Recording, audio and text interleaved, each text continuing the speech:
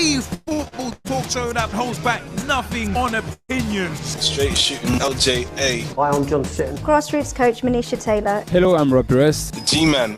Sonely, Motivate Sports and Fitness. Christian Carambeu. Matt Hodgson, director of the 4-year plan. We the people, for the people. Jazzy Fizzle. Your Monday night footballing fix. Make sure you join the revolution. The pitch is where we eat. The pitch is where we sleep. And the pitch is where we talk. Each and every Monday night of your lives. At youtube.com/pitch talk. For podcast links and information, check out our official website www.pitch-talk.com.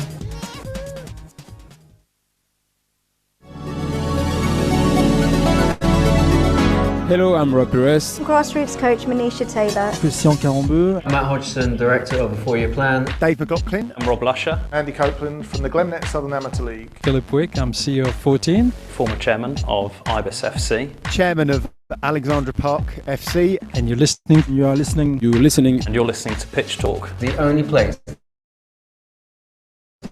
to get your Monday night footballing. Pitch is where we talk. Make sure you join the revolution, the football revolution.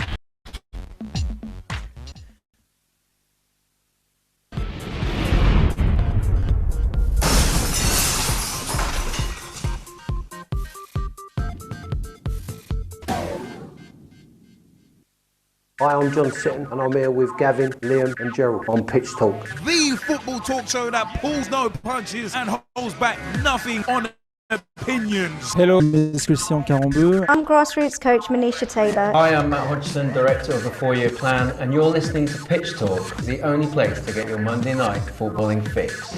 Make sure you join the revolution. The pitch is where we eat. The pitch is where we sleep. And the pitch is where we talk. I'm Andy Copeland from the Glennet Southern Amateur League. Philip Wick, I'm CEO of 14. I'm Rob Lusher, former chairman of Ibis FC. I'm Sonely, co-founder and co-director of Motivate Sports and Fitness. And you're listening And you're listening to Pitch Talk.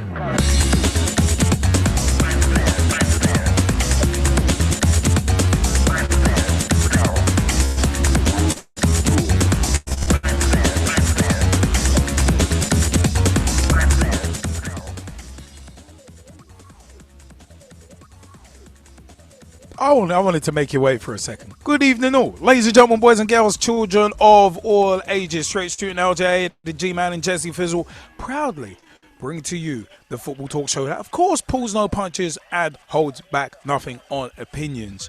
Because the pitch is where we eat. The pitch is where we sleep. And, of course, the pitch is where we talk. We're back after a week's break. It's one of them was we had a little bank holiday break. But we have returned, and you know what? It is one of them. Glad to be back, actually. Actually, really glad to be back. It's fun. Starting a little late due to some unforeseen delays, but we're here until 10:30. So we're here for the next 2 hours with a shed load of talking points, a shed load of shout out, and much, much more. But it is one of them ones where www.pitch-talk.com is the official website. Find out about everything PT right there. We are facebook.com/pitch talk. Become fan, become friend, become member of the group. Join the footballing revolution we are working so hard to create. pitchtalk.blogspot.com or .co.uk will get you to the blogs. Blogs by yours truly, Straight Shooting LJA, the G-Man, Jazzy Fizzle, and many, many others as well. It is one of them ones, including Dave Mear, aka at Mearsey, and his Word of a Ref blog, and more as well. But yeah, it is one of them ones. As said, we're here and we're having fun right here as well. You know what?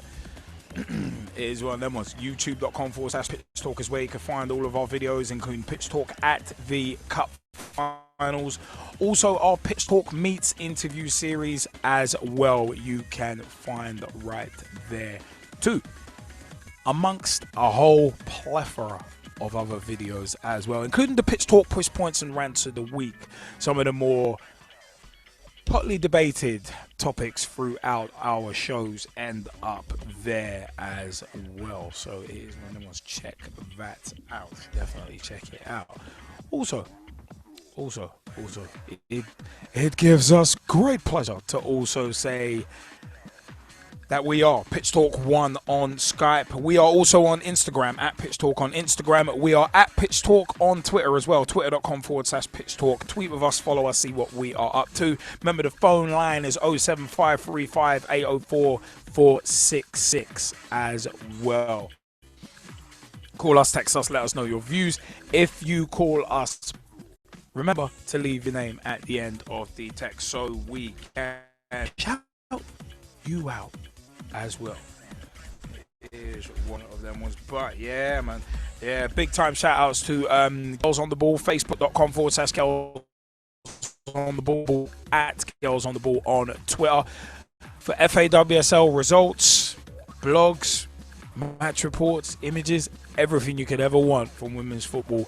Hit up Sophie and Rachel and their Barney Scotty as well, traveling the length and breadth of the country to get some FAWSL action and information. But also as well, big shout outs to Finn Whiteline Magazine at Tweet Whiteline on Twitter, finnwhitelinemagazine.com, and also facebook.com/Finn Whiteline Magazine as well. Big time shout outs to them, dropping us an A-League round up during the season as well, during the regular Hyundai A-League season. So one of them was big time shout outs right there. You know what a week it's been. What a long, strange trip it's been. It's been quite an interesting week in the world of football. But Jazzy Fizzle, how's your week and weekend been? Yeah, weekend's been good, man. Shout out to the family, you know, shout out to my friends, shout out to the frenemies, shout out to my ex-wife, love you baby, shout out to my next wife, love you baby. And you know what? I have to say, shout out to my future kids, man. Don't make me play that New Jack sample again. I love you all. No, it's really real. It's really real. And I know Mike Harleman's been looking forward to that because we haven't done that for a while. So, Mike, but no, on a serious note, weekend's been good. Glad to be back on the show. And, you know, I have to say, it's really people for the people. Thank you all so much for, you know, being a part of the footballing revolution we're working so hard to create. Without you, there's no Pitch Talk. So, thank you very much. I actually thought you were going to go a little Bill Cosby. No, I was saving that for you. I would like to talk to you about the football. You go bang on it. He's bang on it. Let's call it. We are live. But what about your week and weekend? How was your week and weekend? Yeah, week and weekend's been tremendous. Had the week off work, so it allowed me to catch up on a crap load of stuff that I had to catch up on. So yeah, it's been it was actually pretty damn good. It was actually pretty damn good. Super, thanks for asking.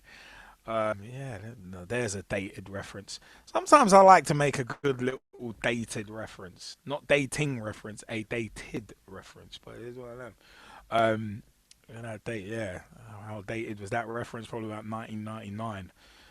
Although it feels like 1999 again, because apparently there's another Blair Witch movie coming out, and I swear I saw on the billboard Mr. Wazzo, and I'm like, wait, hold on, is Flat Beat getting re-released again? It's like, when did we quantum leap like 15 years back? Very odd, but it is one of them. Where, yeah, man, we are live as live can be right about now. So I think it's one of them. Shall we like create further delay, or shall we do without further ado?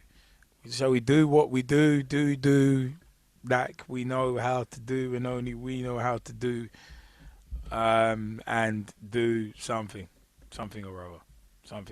You know what? That something or other that we're about to do is go into quite a few. Oh my word, we do have a lot to catch up on. That's what happens when you take a week's break. You come back with a lot to catch up on. So let's get into.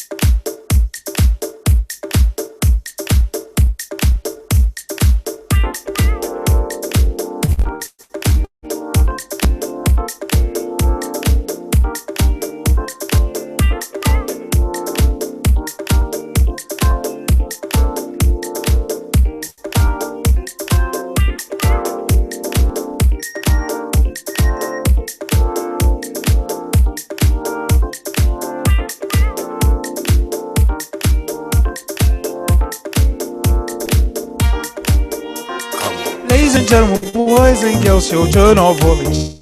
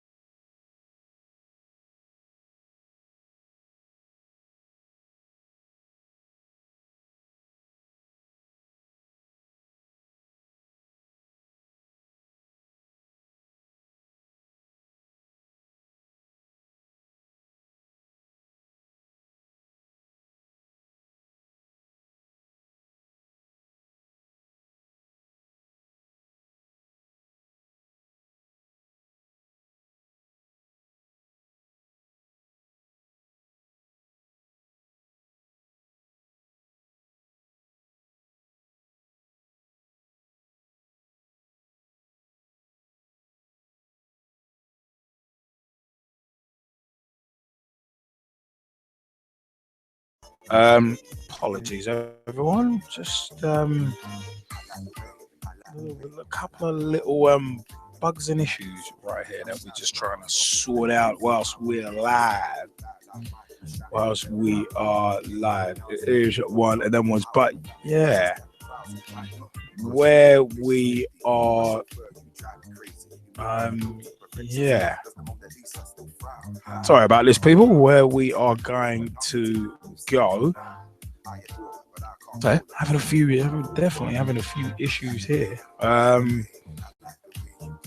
Yeah, it's just a bit of an odd one at the moment, but so if you bear with us just a second, we'll get into some general talking points.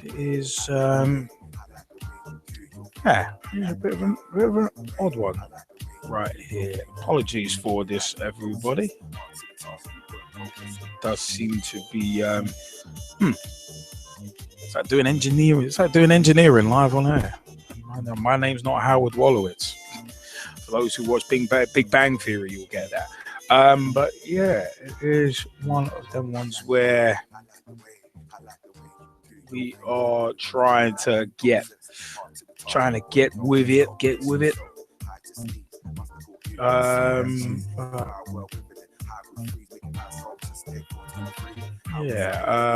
Sorry about this, people. Everything just seems to be slowing to a crawl today. Not too sure why, to be frank. Mike Horniman is definitely right. The birthday boy from Sunday, Mike Horniman, is definitely right. The Gremlins have invaded. The Gremlins have invaded, and they're actually taking over. Don't know why, don't know where they've come from, but they are trying to take over. But yeah, it is one of them ones. Let's sorry about this, everyone. Just a unforeseen delay, to be perfectly honest.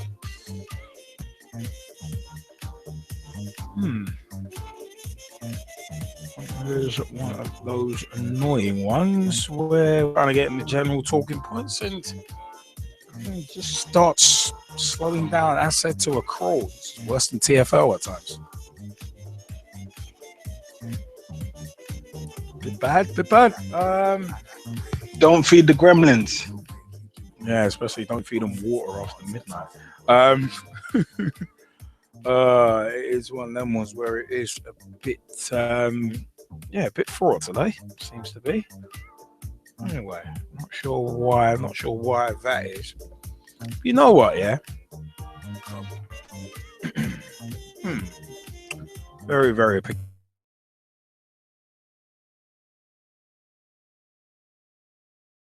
peculiar. You know what? No, it is one of them ones where, you know what we're gonna do? We're gonna restart that. Actually, we're gonna restart that because it's one of them where it just is a little again.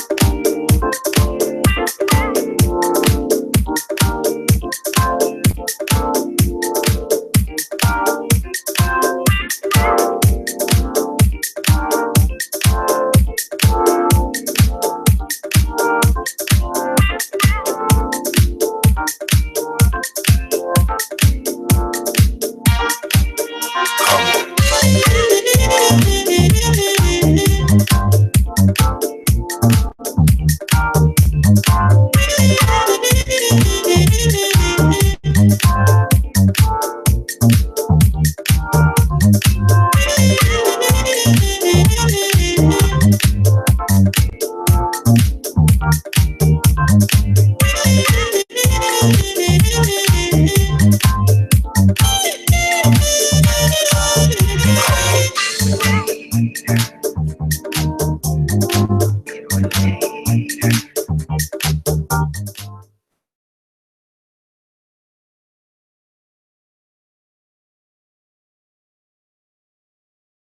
know what? And it's going on. Definitely is going on with general talking points, and we got a little catching up to do in terms of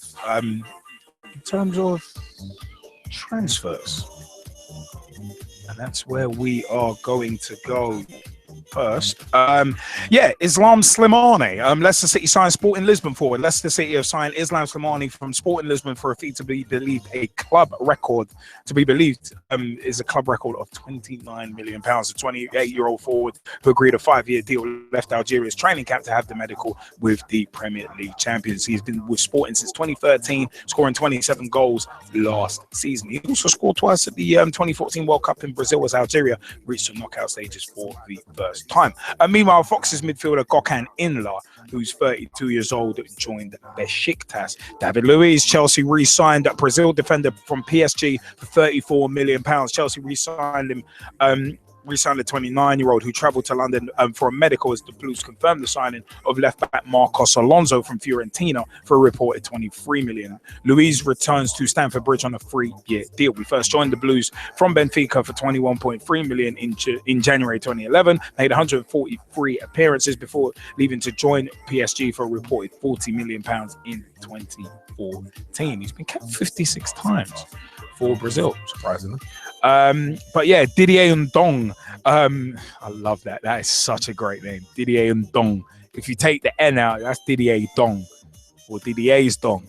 Anyway, leaving that aside. I know some wrong ones thinking, yeah, I was hoping you'd go over this. But Sunderland signed the Gabon international for £13.6 million from Lorient. The 22-year-old Didier Ndong agreed a 5-year deal at the Stadium of Light after 18 months at French club Lorient. It's the highest fee Sunderland have paid up front for a player. It surpasses the £13 million Sunderland paid for Asamoah Gyan in 2010. But the deal that brought Stephen Fletcher to the club in 2012 included add-ons potentially taking the cost to £14 million. Sunderland actually later confirmed on deadline day that a move for Boa Vista goalkeeper Mika was unable to be completed before the transfer deadline. Wilfred Bonney, Stoke City signed Man City striker on loan. Ivorian did Wilfred Bonney, who's 27, made 15 league starts since joining City for £28 million from Swansea in 2015, but had not featured under new boss Pep Guardiola. The Potters have also signed Porto and Netherlands defender Bruno Martins Indi, who's 24 years old, on loan for the season with a view to a permanent deal. Most people will remember Bruno Martins Indi for that hilarious meme when people walk slow in front of you and the bright eyes. But yeah, it is what that was. I know I remember him for that.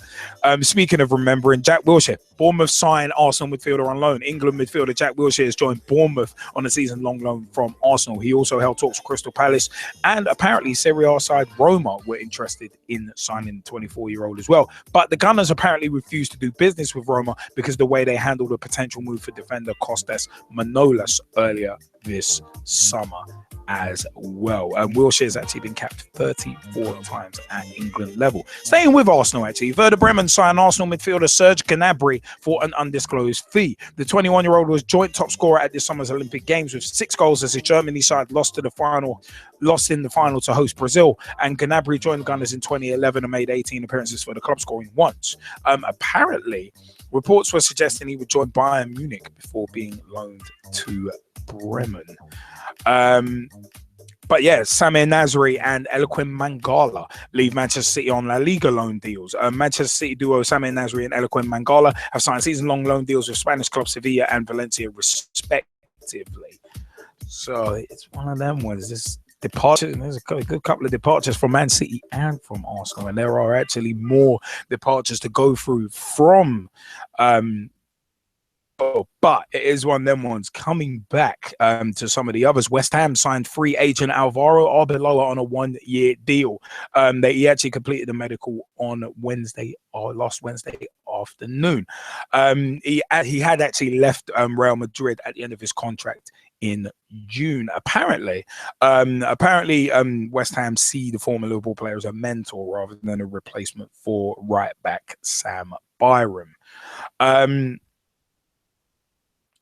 Also, in terms of a couple of more transfers, we ain't done yet. We are far from done. Mario Balotelli joins Nice on a permanent deal. Liverpool Football Club can confirm Mario Balotelli joined the French club OGC Nice on a permanent deal. The Italy forward who moved to Anfield in August 2014 finalised the deadline day switch to the Ligue 1 side. He made 28 appearances and scored 4 goals for Liverpool following his transfer from AC Milan, where he returned last term on a season-long loan. Lazar Markovic left Liverpool as well on loan though.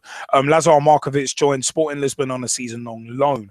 The Serbia winger will spend the remainder of the 2016-17 season in Portugal with the Premier Leauge club. Markovic has made 34 appearances for Liverpool, scoring 3 goals after moving to Anfield from Benfica in July 2014. He spent the duration of last season on loan at Fenerbahce.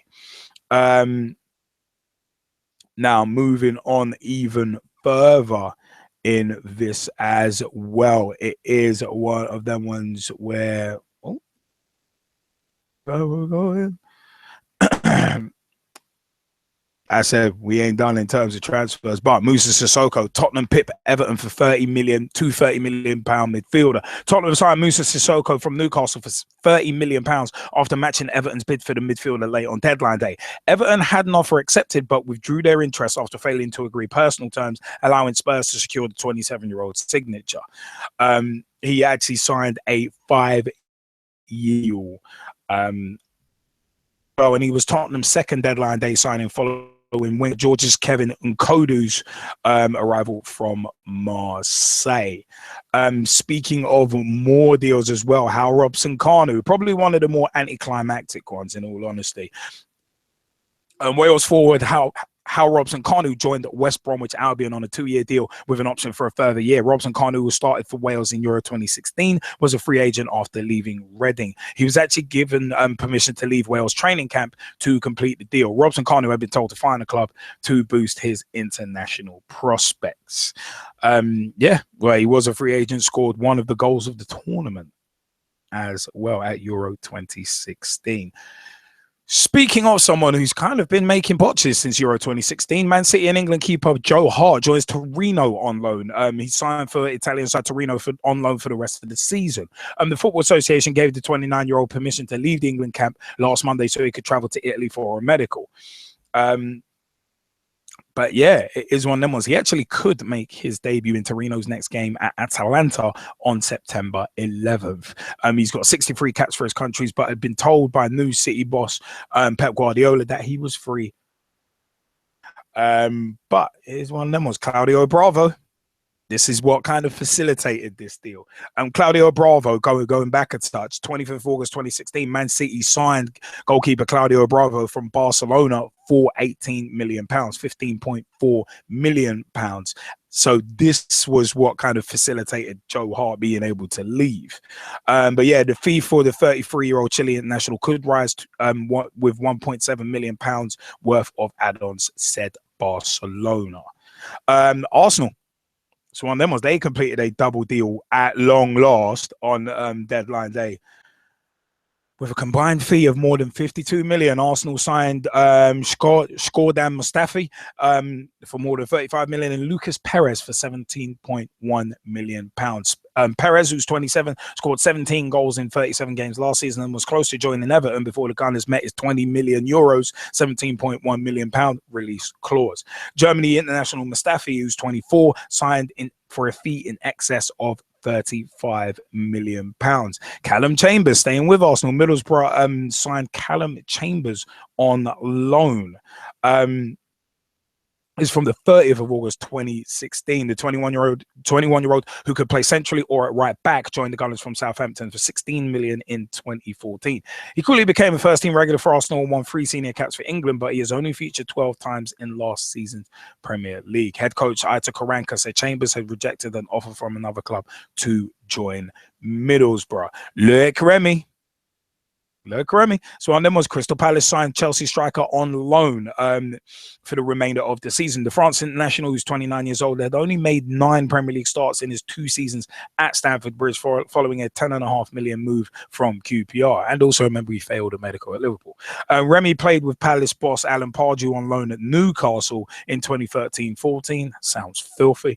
Scoring 14 goals, which is his best tally in England. But you know what? Transfer deadline day was a funny one because Premier League spending actually reached £1.165 billion. There's a grassroots point tied to this somewhere. From the 1st of September 2016, Premier League clubs spent more than £155 million on transfer deadline day, as the summer window outlay reached a record £1.165 billion. Teams had already spent just over £1 billion as deadline day had started, shattering last year's record £870 million. 13 top flight teams broke their own transfer records. The 20 clubs in the Premier League have benefited from a record £5.136 billion television deal, which came into effect this season. This increases the increase in broadcast revenue, with the 2016-17 season being the first of a new broadcast deal cycle, is the principal driver of this spending power, said Dan Jones, a partner at financial analyst Deloitte. So it is one of them ones. Of course, there were some massive deals that went through, but some other key findings: the average gross spend for a Premier League club in the 2016 summer window was about £60 million. The total of £155 million spent by the Premier League clubs on deadline day broke the previous record of £140 million set during the 2013 summer window. The 4 Premier League clubs competing in this season's Champions League, Arsenal, Leicester, Man City, Tottenham Hotspur, had a combined gross transfer spend of £385 million, representing about a third of the aggregate gross transfer spend by Premier League clubs. Since the introduction of the transfer window, gross transfer spending has exceeded £8.6 billion, with more than 80% spent in the summer window. While this year's figure of £1.165 billion easily broke the record set 12 months ago, it dwarfed the £215 million spent during the first window in the 2003-2004 campaign. As said, the financial strength owes a lot of it to the £5.136 billion domestic TV deal, which was more than £2 billion larger than the previous contract from 2013 to 2016. So the list of the biggest fees spent by Premier League clubs: Paul Pogba tops that list at £89 million, John Stones at £47.5 million, Leroy Sané was a big one as well. And it is one of them ones. So those are 3 of the biggest deals. But Granit Xhaka for £35 million, Sané £37 million, Mustafi £35 million, Luiz £34 million, Sadio Mane £34 million, Batshuayi £33 million, Musa Sissoko £30 million, and N'Golo Kante at £30 million as well. The clubs who actually broke their transfer records were obviously Man United with Pogba, Bournemouth with Jordan Ibe at £15 million, Sunderland with Didier Ndong, Hull City did it with Ryan Mason, West Brom Nasser Chadli, Watford Roberto Pereira, and Burnley with Jeff Hendrick for £10.5 million, Swansea Borja Baston for £15.5 million, Sofiane Boufal £16 million at Southampton, Slimani for £29 million at Leicester, West Ham with Andre Ayew at £20.5 million, Christian Benteke £32 million for Crystal Palace, Sadio Mane of potentially which is £34 million but potentially rising to £36 million for my boys Liverpool. Also it is one of them ones, those I mean, those are the sides who broke their own transfer records, but the 2 Manchester sides spent more than £150 million in the window themselves. But you know what? Spending was quite big in the Championship as well. There was a record £215 million gross spend by Championship clubs, more than twice the previous record. However, the disparity of wealth between last season's relegated clubs and season Championship campaigners was once again highlighted. Newcastle and Aston Villa made use of the £64 million parachute payments guaranteed after dropping down the division, and spent more than 110 million between them during this window. Villa's outlay was more than 60 million, including 11 million on striker Jonathan Khadija from Bristol City, which might rise to a championship record of 15 million pounds, and the 12 million pound paid to Fulham for Ross McCormack. The Magpies Newcastle finished the window with a net profit of more than 30 million, despite spending more than 54 million on players. That was as a result of the championship record 30 million deadline day sale of Moussa Sissoko to Tottenham. Yeah, it is one of them ones. Big spending is going down. Well, has gone down. You know what? One thing I would like to ask first and foremost, Jezzy Fizzle, your views on these deals. And if any of the Skypers want to jump in, please let us know as well. But Jezzy, have at it, man. There's been some excellent business. And I have to say, you know, it all comes down to the TV deal. Because you go and look at who's spending what. And for all of these clubs to, you know, consistently break their transfer records, you know, in some cases multiple times in the one window, it's that money that's driving the whole scenario. For me, we look at it in terms of deals. I think the Moussa Sissoko deal from Newcastle to Spurs is great for Newcastle. To go and get 30 million, and I think they ended up balancing out the books where I think they had a net spend of maybe $1 million, or they made a profit of $1 million, something like that. Basically, thanks to that deal. So we talk about football clubs being badly run businesses as a general rule. If we're looking at, you know, general business acumen, that right there is fantastic, especially in terms of finance. So, you know, Newcastle, even though they're not in the Premier League, they have to have had one of the best transfer windows, mostly based around that deal. I mean, when Spurs decided to leave it that late and Everton decided to leave it that late, you know, Newcastle can effectively name their price. They're going to want to hold on to Sissoko anyway. But, you know, to go and get 30 million for him is not a bad piece of business. Do I happen to think that Moussa Sissoko is actually a 30 million pound player? Personally, no. But I'm saying this in the sense of other players that went for around 30 million. You're talking about Rio Ferdinand, Dimitar Berbatov, etc., etc. Right now, I use those two examples as Premier League winners. Is Mr. Sissoko a Premier League winner? No. No, he's not. So, having said that, I think, you know, in terms of having a talented player with a brilliant engine and everything else, yes, they've got that. The problem with this window now is obviously the fees for players are grossly inflated, in my opinion. So, of course, you've seen Paul Pogba go for 89 million. That is, again, another ridiculous fee. Do I happen to think that he's going to be worth all of that? In terms of business and commercial sales and everything else, yes. But in terms of actual footballing ability, is he worth that? In my opinion, no. No, he's not. And this is where there's the crossover between football and business and marketing and advertising and everything else. But going back to the deals themselves, one of my more interesting deals is the business that Manchester City have had. Not for the fact that all of these players have gone out on loan, but for the reactions of the players that have gone on loan.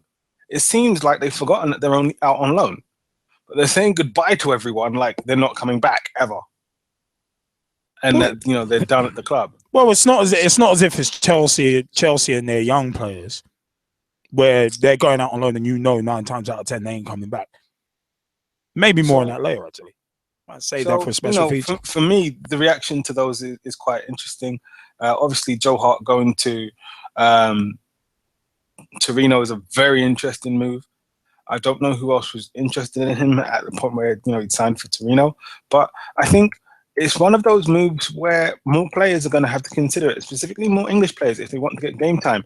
And speaking about English players considering moves abroad, I have to talk about the Jack Wilshere move, because when we were talking about this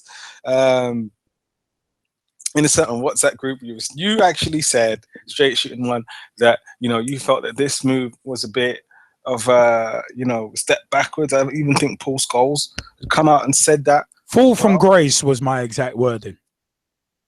A little bit of a fall from grace. So, the thing I have to say about this is this. While I happen to agree with you to the point where I asked the question, how is it going to be effective in rejuvenating his Arsenal career, being at a team that could potentially be relegated, right? I also disagree with you because it's going to be a place where he'll get game time, hopefully be able to prove his fitness and showcase his ability as one of the better players in the squad. He will be a big fish in a small pond, and big fishes in small ponds tend to stand out, and that's why they get plucked and in some cases eaten, right? So having said all that, I also happen to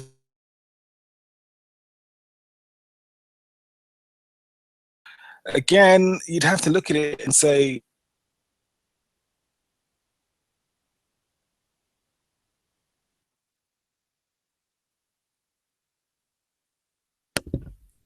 Oh, Jezzy, I think we're having a few more difficulties, but yeah, it was one of them ones where Jezzy Fizzle was actually talking about the Wilshere deal. the potential. I don't know, man. It was kind of to me the Wilshere deal was a bit of an odd one. Number one, it was a bit of a bolt out of the blue, but hey, some at some point actually have touted that guy as the next Paul Gascoigne. It's like, no, let's not disrespect Gazza like that, because I overhyped a bit too quick. But that he's getting loaned out just purely on the basis that he loves Arsenal. You can see he loves that club. So it is a bit of a unique one, that Wilshere deal, to say the very, very least. Yeah, absolutely, it's a unique deal. But as I say, I think if he gets the game time, he can prove not only his ability and his fitness. It will be a great move all the way around, not just for him, but for Arsenal and for Bournemouth. But I think one of the factors that a lot of people tend to overlook in this deal is his family. Now, I don't know a lot about Jack Wilshere's personal life, but I do understand that he does have, 2 young children. So, instead of picking them up and taking them to a different country where they're going to have to, at least try to adapt to new surroundings and a new language, if you went to Italy, that is, for a period of time, and if he does enough to earn a permanent deal, then obviously that goes on from there. It's a major adjustment, and if he's not willing to do that, and his partner's not willing to do that, and the rest of his family's not willing to do that, then you have to respect the decision to stay not only in the country but in the league. And I think this is the thing about the modern football transfer. It's not as simple as, right, it's all about the football. No, sometimes it's also about family. And when it is about family, the family have a really big say. And it's a say to be respected. So I think his family played a big role. I mean, look, here's the thing. Jack Wilshere is not David Beckham. Beckham went not just to Spain, but also had a couple of loan spells in Italy. He was much older. Much, much older than Jack Wilshere. And his children were older too. So, having said all that, I also think David Beckham is of a completely different breed to Jack Wilshere in terms of that desire to play regularly. I think the point where he went to AC Milan, he was looking to, solidify his place in the England team at that point in his career. So again, the desire is very, very different. And the scenario was different. As I say, David Beckham was already playing in America, was established in America, and was only playing in Europe to make sure that he had a viable shot at being in the England squad. That was it. Well, yeah, you don't want to be out of sight, out of mind, which makes some of these transfers a little odd. And I don't think that will be the case for Jack Wilshere, because obviously he's playing in the Premier League, and as I say, he will be a big fish in a small pond. Going back to the Manchester City deals, I think Wilfred Bonney going to Stoke is absolutely huge for Stoke, because in terms of an actual, proper out-and-out number 9 battering ram of a striker, they didn't have one. Okay, you could possibly use John Walters in that role, and I suppose Peter Crouch is a legitimate target man, but in terms of that perfect blend of power, pace, and finishing ability, having a Wilfred Bonney is a godsend for Stoke. And with the way that they play their football anyway, and the fact that you're going to have Bojan just behind him, you're going to have Arnautovic on the wing as well. It's going to be, along with Shaqiri, it's going to be a very, very interesting time in terms of how that loan goes and what happens after the loan. Will it be a matter of they go and get a permanent offer made for Boney and he goes to Stoke?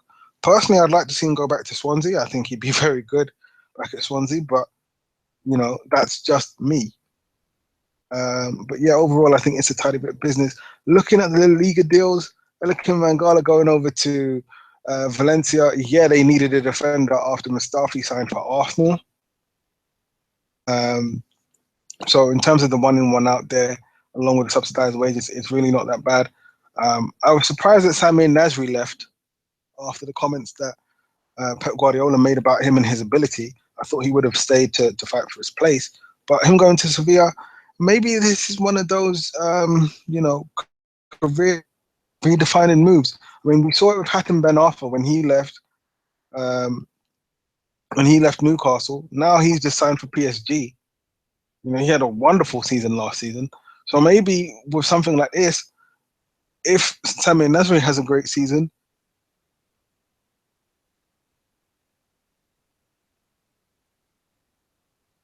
and have a resurgence in his career. So, it's a very interesting time for those players because it looks like the door is more or less shut towards them in terms of a return, even though they're out on loan. Going back to a couple of other bits of business really quickly, I think Everton had a bit of a disappointing window. Tears to the old glass eye. So for me, I wanted them to done a bit of business. One move that surprised me, Serge Gnabry. I thought he was very, very good in the Olympics. So why he was able to leave Arsenal, I don't know. When one of the positions that they need, especially if you're going to go and have Alexis Sanchez moonlighting as a striker, is another winger. Right, and he showed that he has obvious talent, but maybe this move to the Bundesliga is the best thing for him. We may see a resurgence in his career, something very similar to what we saw with Andre Schürrle, for example, who's now at Borussia Dortmund. So I'm hoping, for his sake as a youngster, that that works out for him, and he can kind of get over the whole thing of being at Arsenal and generally being underused.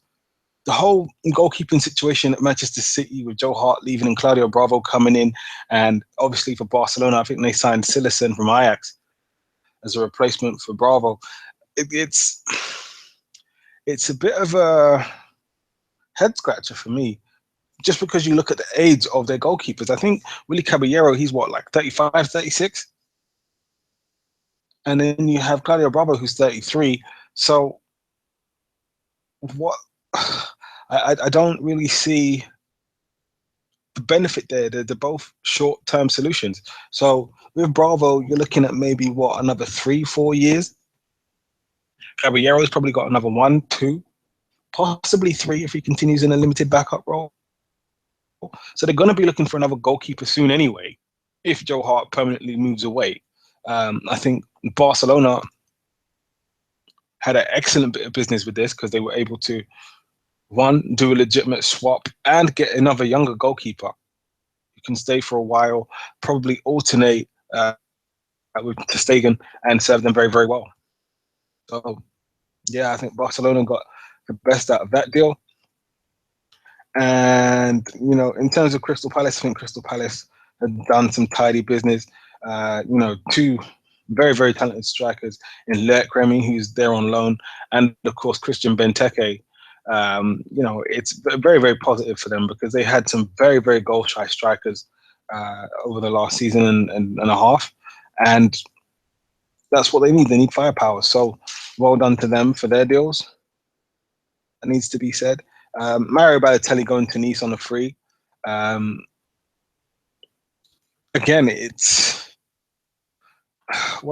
I think this is the make or break point of Mario Balotelli's career. He needs to have a resurgent season. Otherwise, he's going to be forgotten. And even though he was a mercurial talent, I think he's just going to flounder if he doesn't make the most of this move. He has to focus himself. He has to show the ability that he showed as a youngster. Otherwise, it's going to go and, as I say, be a waste. But then be an absolute waste. But then the thing is, we said that when he moved to Liverpool. We've said that when he moved to Manchester City. How many more times is this going to be said about Mario Balotelli before the towel's thrown in? And it's just like, you know what? Unless he wants it, it ain't going to happen. It's like, because that's the way I see it. It's a case of, you know what? I wish him the best. I'm going to come back to my views in full in a second. But it's with Mario Balotelli, it's like, wish you the best, but you flopped with us. You had chances, you didn't take them. Yeah, he did flop. I think he needs a certain type of manager. He needs a certain type of atmosphere to really flourish. And I hope that he finds that in Nice, just because he was such a mercurial talent that never really lived up to it, to be fair. And should have actually done a lot better. But before I hand over to you, I'm just going to talk about the David Luiz rejoining Chelsea for 34 million. So in terms of Chelsea, didn't they make like a £16 million profit in this somehow? Yeah, they did. Yeah. Right, which is absolutely ridiculous. Anyway, having said all that, though, I don't know. I don't know. Yes, he loves the club. Yes, he wants to go back, and that's all the things that he said about this in the build-up to this. But for me, I can't help but feel that this is a step backwards. It's not as if they've gone and they've signed an absolutely world-beaten, world-class defender. Like if they wanted a legitimate defender, I would have said, maybe they should have looked at Mehdi Benatia before he went to Juventus, right? Because he's a legitimate defender in my eyes. David Luiz does have moments where he can be a defender, but he's just too inconsistent. That's the biggest bugbear with me and David Luiz as a defender. He's inconsistent at best. And me saying he's inconsistent is me being generous. He's really not the defensive leader, the defensive rock, say, as his defensive partner at PSG and at international level, Thiago Silva is. To the point where I'd say, why didn't they make a bid for Thiago Silva? Right? Just pay the money. It's that simple. Or even Marquinhos, make a bid for Marquinhos and pay the money. Rafael Varane, pay the money. Like, yes, you're going to get quoted some stupid numbers because of the inflated transfer market, but if you're in the market for a legitimate defender and that's what you want, then by all rights and privileges, you're going to have to play the market, you're going to have to pay the price and, go and get what you want. For me, David Luiz feels like a panic buy. Like, yes, there's one of sentiment there, but here's the thing. Signing David Luiz is not the same as re-signing Paul Pogba. Positions. But what I'm talking about is the fact that, you have one player who has obviously gone on and improved in his time away from the club. And then you have another player where you have to ask what actually happened with his development. Plus, there's the marketing game. There's the marketing side as well, which we mentioned on a football and social media special feature as well.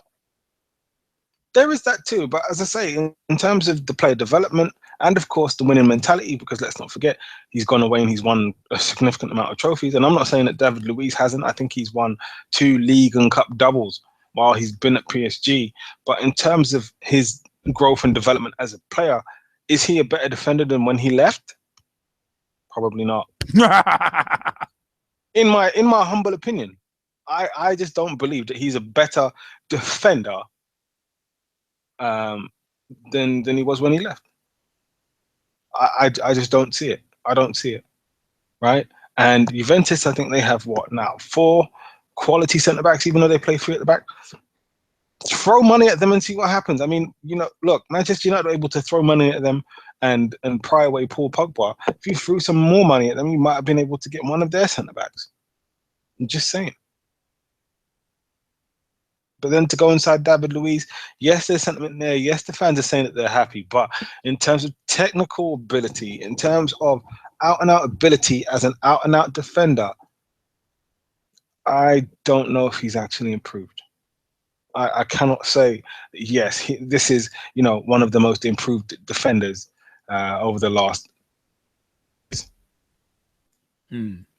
Like, yes, he'll go and score some sensational goals. To say yes, there's the whole sentimentality and sentimental value of the move, but in terms of actually adding a quality defender, I don't know if they've done that. No, I'll be loath to agree with you on that one. I mean, it's one of them was Ryan Sonely. What's your views on the transfers that we've mentioned, and also, do you think the Premier League's TV deal, the £5.136 billion TV deal, has been basically the sole catalyst behind so much money being spent? Yeah, I do think that most of the money that was put from the TV business and all that was part of the reason why teams were able to spend X amount of money. I mean, look at Newcastle. They spent, what, 70, 80 million? And what did they get back? Probably about 20, 30, if that. Well, if you look at Newcastle's numbers, they're actually pretty good, because I think they spent like 64 and or something, yeah, like 50, 60, and they basically, if you look at Wijnaldum for like 25, and then Sissoko for 30, they've recouped a lot of that back. Yeah, they've done well. I mean, and obviously they brought in some good players as well. But moving swiftly on, Callum Chambers going to Middlesbrough. I think it's a very good move for him. I mean, he weren't going to get in the Arsenal team. I mean, yeah, he's played a few games this season for Arsenal. And I think it's a good move, because obviously we need someone who can play right back or be a cover for centre back when Ben Gibson and Daniel Ayala are out injured. But I mean, we've got only one recognised right back, which is Amalo Nsue. So I think Callum Chambers could play there. I mean, Alex Baptiste's gone out on loan for the rest of the season to Preston North End, which I did say a few weeks ago to Russ that he's going to go out, because obviously he's just recovered from a double break of his leg from last year. So that's a good move, I think. So, and I mean, David Luiz going back to Chelsea, I don't think it's really that much of a good move. I mean, yeah, he is sometimes a good, solid defender, but I mean, to pay 34 million for him, I don't think he's worth much more than 20. I also think Jack Wilshere going to Bournemouth, I can respect him to staying quite local to his family and all that, because obviously your family should come first. I mean, I remember talking to an ex-Argo Loney player, Mark Mosley, in pre-season about this, and I mean, he was on loan with Plymouth. He got released by Bournemouth when they were in League One, and he actually had two offers on the table. One was Southend, one was Exeter, and he chose to stay at Exeter because he's got a family to think about and he didn't want to move them. So, I mean, I can respect Jack Wilshere for only choosing to stay local to the London area, roughly. I mean, it's only an hour and a half, 2 hour drive, if that. So, respect to him there. And to be honest, I think he'll do well for Bournemouth. I mean, they may be a relegation threatened team, but I think they'll stay up with him if they can keep him fit. And I think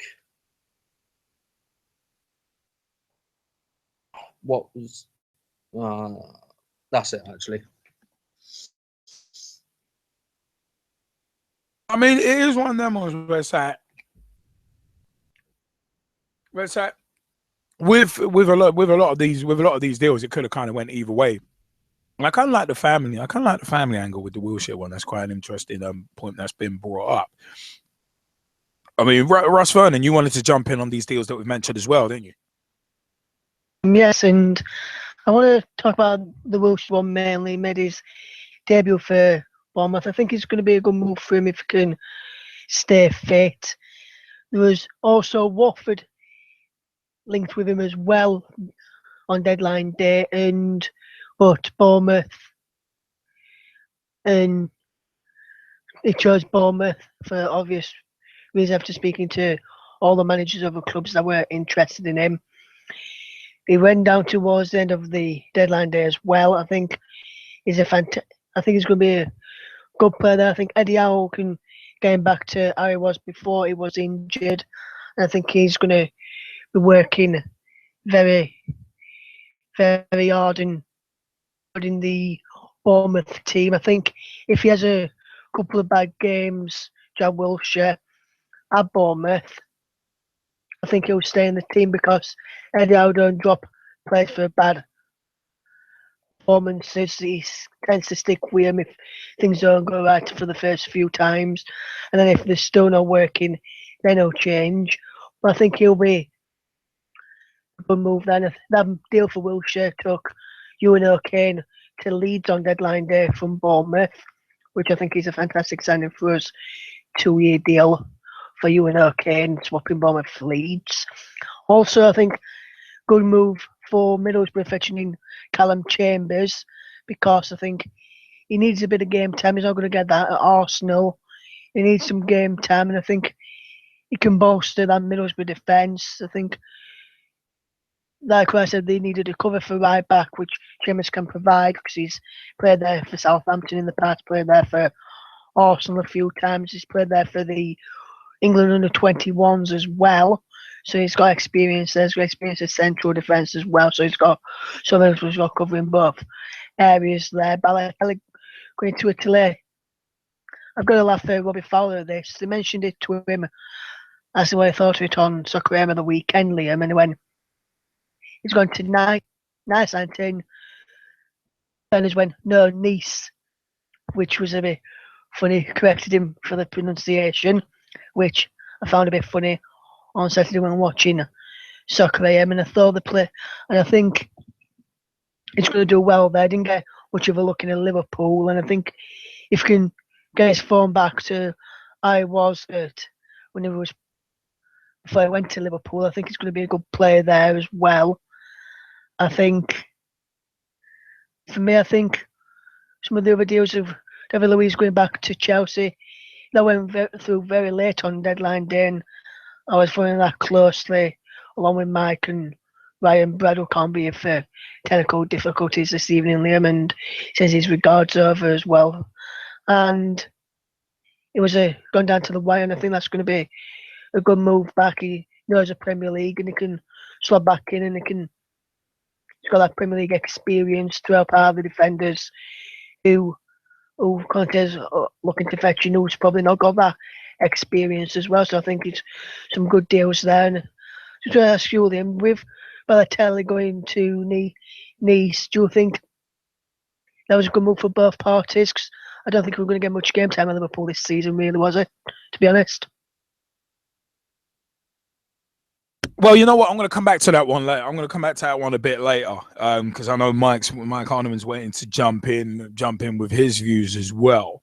And I will address that question in full a bit later, actually, because I'm going to drop my views on these as well. But seeing as Mike Harneman is waiting, Mike, what's your views on the transfers that we've mentioned so far? Yeah, I think the Arsenal transfers, looking at Callum Chambers to Middlesbrough and Jack Wilshere, moving on to Bournemouth on loan as well. I think Chambers, for me, he was the weak link in that Liverpool game, the 4-3. I could kind of see a lot of stuff going down his side. And I think, with Middlesbrough, potentially they could actually help his development a bit, which is why he's gone out on loan now. And obviously Mustafi's come in as well, and he's a lot more experienced than what Chambers is. And we've got Bellerin who's pretty solid at right back. We've got Cole Jenkinson who's going to be staying as well. When he gets back fully fit, he'll kind of compete at right back with Debussy. I think he's still there as well. So as you know, he's not going to get in at right back. Centre back is very unlikely to be around, and Xhaka was brought in for defensive mid, so he's not even going to fill in there. So that's a good move for him. As for Jack Wilshere, I think it's a strange one. Wilshere, I think, you know, it's got the potential to be a good move, but it all depends on whether he stays injury free. And you know, looking at the last 2 or 3 seasons with Jack Wilshere, injury free, nah, not going to happen. You know, you do raise a good point there, and you know what? It is one of them where I'm going to come through these. I'm going to come through these deals, unless Mike, you wanted to talk about some of the other deals as well. Yeah, there's 1 or 2 others as well. Yeah. So the David Luiz one to Chelsea, I think that was just the weirdest deal ever. I don't understand, you know, why Chelsea have actually gone back in for him rather than going in for somebody of a better stature. You know, David Luiz, yeah, fine. He was at the club before. He's been brought back for sort of sentimental reasons and stuff. But I mean, he's not actually a you know, that good a centre back. You know, Mustafi's available. If Chelsea done their business early, they'd have beaten us to Mustafi. I can tell you that now.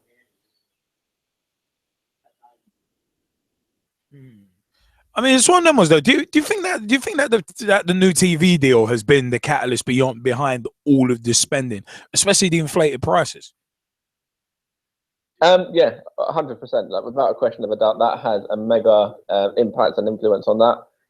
I think, you know, you can see it with all the sort of other teams. Obviously, the big 4 and the big 5 teams are spending big, but you know, the Championship teams, Newcastle and Villa, are spending big. Bournemouth are spending pretty big.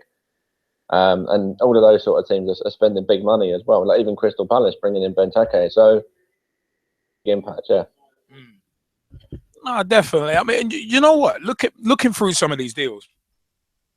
I mean, Leicester City signing Slimani, big statement of intent again from Leicester, where it's like, you know what? It's our title to lose. It's our title to defend. So we want to defend it. And you know what? It is one of them ones where it's like fair play to them. They ain't going down without a fight. So Slimani is one of them ones. That's a good deal for Leicester. David Luiz going back to Chelsea. If you want to re-sign Luiz, the liability, fine. But Chelsea have a habit of in recent times of buying players back. So it's like.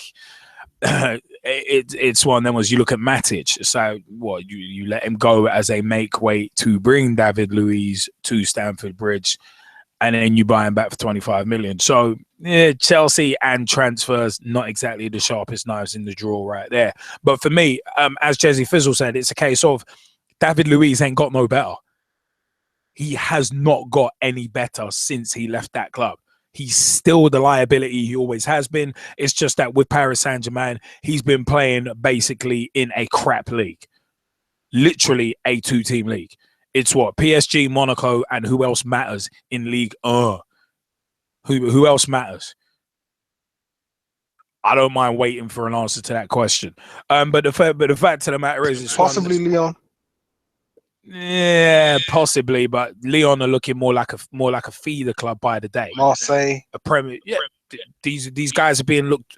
For me, these guys look like Premier League feeder clubs. Who's buying up all their better? Who's buying all their better talent? So it's you got you got Lyon, Marseille. Their better talent's getting snatched by the Premier League. So they're looking a little like a Premier League feeder club for me. Well, those two. Sunderland signing Didier Ndong. Speaking of the Premier League feeder clubs to England, from France, it's one of them ones. Signing Didier Ndong, statement of intent that Sunderland don't want to be involved in a relegation battle again. But with David Moyes at the helm, and he's already come out and said, you know what, you might have to brace yourselves for a relegation battle. I don't know. I think they're going to be fighting down there again. Because Ndong is going to have to hit the ground running. Oh, Lord, that sounds filthy. It's one of them was Dong's going to have to hit the ground. But anyway, it's one of them ones where Bonnie going to Stoke, good deal. I think that's a very, very smart move for Stoke because Bonnie's a good player.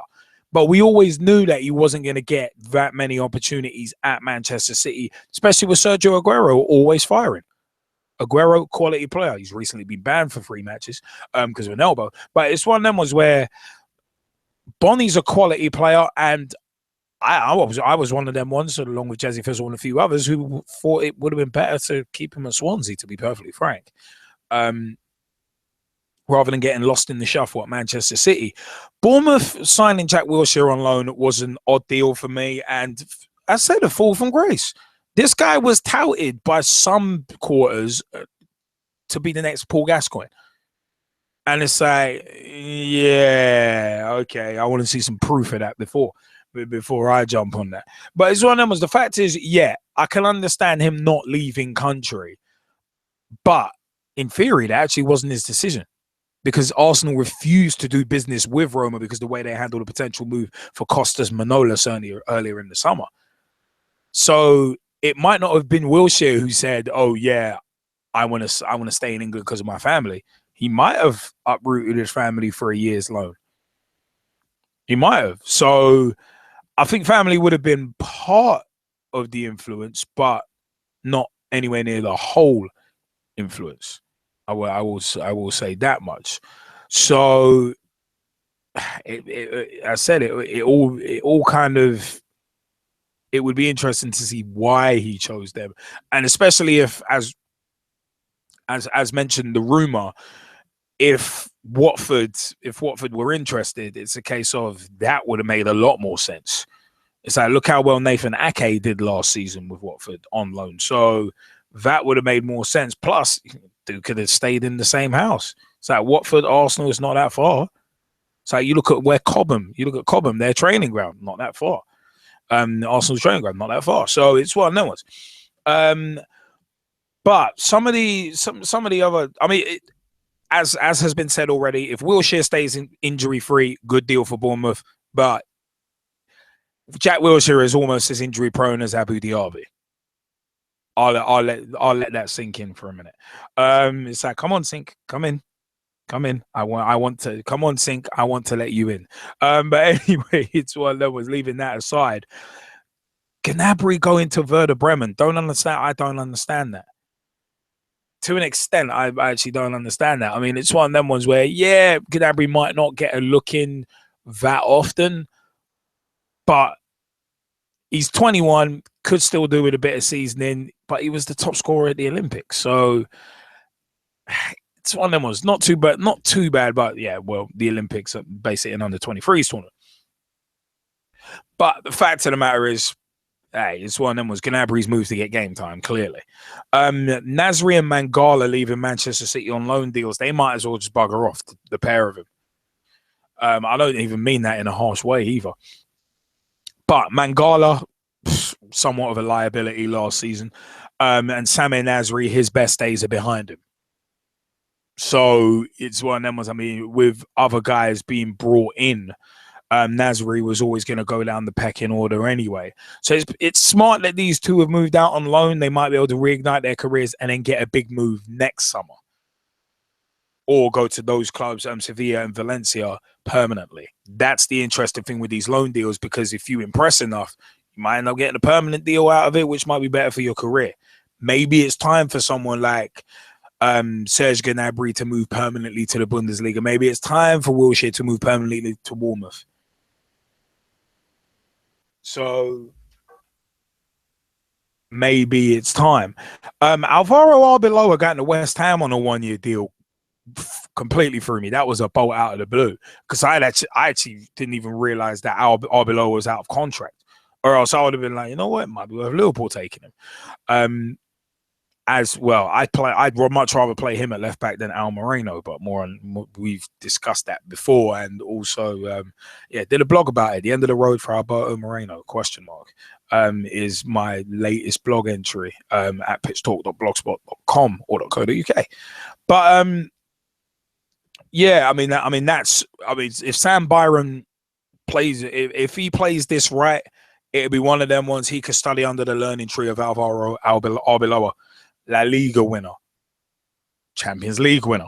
So it's one of them where he could get a wealth of experience from there. Balotelli going to Nice, as I mentioned earlier, on a permanent deal. So long, farewell. I wish you the best, but good riddance. Because at the end of the day, he had he had chances, but was largely disappointing. The attitude was all wrong, and this one of them was the only attitude that is right is WWF attitude. Love that game, a little OWR there. But the fact of the matter is, him going to Nice is best for everyone, because at the end of the day, he gets to go basically to a weaker league. Let's see what he can do there. Maybe he'll reignite his career. Maybe, but at the moment, Mario Balotelli is looking like Ryan Babel Mark II for me. With all the potential, love to shoot his mouth off, saying he was good, saying, I want to be this, I want to be that, I'm going to be this, I'm going to be that, and delivered nothing. Unlike the postman, he delivered nothing. So it's like the postman on a bank holiday Monday, ain't delivering nothing. That's been Mario Balotelli for quite large chunks of his career so far. But it is one of them ones. But Lazar Markovic, glad he's only gone out on loan. I like him. I actually like him if he gets played in his correct position. Play him on the wing. He's got pace to burn. Good player, like him. Hopefully he comes back reinvigorated. I mean, the Moussa Sissoko thing to Tottenham, I don't think Sissoko's a £30 million player. I didn't even think Wijnaldum's a 25 million player. So, from the same side. But Everton are funny. It's one of them ones. It's yeah, Sissoko, yeah, I'm going to you, Everton. Wait, Tottenham are interested. Turn that car back. It's like, turn that car back. I ain't going to you. I ain't going to you in your Tim Pot Shack Stadium anyway. It is one of them ones where it's like, you know what? Tottenham swooped in and we're like, you know what? Here you go. We'll pay that money. Done. Get it. Got it. Good. It proves again in football, if you drag your feet, you don't get the deal. You don't get the player. Pure and simple. Hal Robson Kanu, as said, anticlimactic after all the hype. Yeah, he might land a deal with a big club. He ends up going to West Brom. And Tony Pulis earlier today said that he won't resign, even though he was unhappy with the business that West Brom did. So take that for what it's worth. Joe Hart going to Torino on loan. You know what? Of course, the Claudio Bravo deal, when Manchester City confirmed that, it was the death knell for Joe Hart. I think Euro 2016 was the death knell for Joe Hart, because Guardiola must have seen that and thought, oh, crap, I better get someone else in. But for me, it's a case of Joe Hart. I think he should have stayed in the Premier League, personally. Everton could have done with him. Instead of, Joel Robles. It's one of them. I think Everton could have done with him. It still would have been quite local for Joe Hart as well. Like only a few miles down the motorway. The matter is, when players move abroad, I'm always one of them ones where, to an extent, it's out of sight, out of mind. A lot of us didn't know much about Owen Hargreaves going into the 06 World Cup. And it's like, how does this guy keep playing? How does and then you go back and look, and it was like, oh, he wasn't too bad in the Bundesliga when his tendonitis wasn't flaring up. So Joe Hart, I think, is taking a gamble. I think he's very much taking a gamble. You got guys like Fraser Forster, Jack Butland, among others. Maybe even throw Tom Heaton in there as well, breathing down his neck for that #1 spot. So it's and with Joe Hart being 29 as well, it's a case of there are younger so-called pretenders to the throne breathing down his neck. He's taking a bit of a risk moving to a different country. But regular game time. That's why you go out on loan, because you want more game time, and he weren't going to get that under Guardiola, especially with Bravo. With Bravo coming in. I mean, even when they had Willie Caballero, they had him. He's been their #1 this season. He's been City's #1. So, hell, it's one of them ones. Mustafi and Perez for a combined, 52+ million, I think it was. Mustafi, Arsenal better hope he's as good as that 35+ million price tag. If you're paying that much for a defender, you better hope he's good.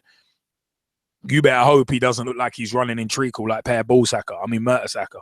You better hope that Perez, it's one of them. Perez got 17 goals in 37 games last season. It's a case of Arsenal fans are funny to me.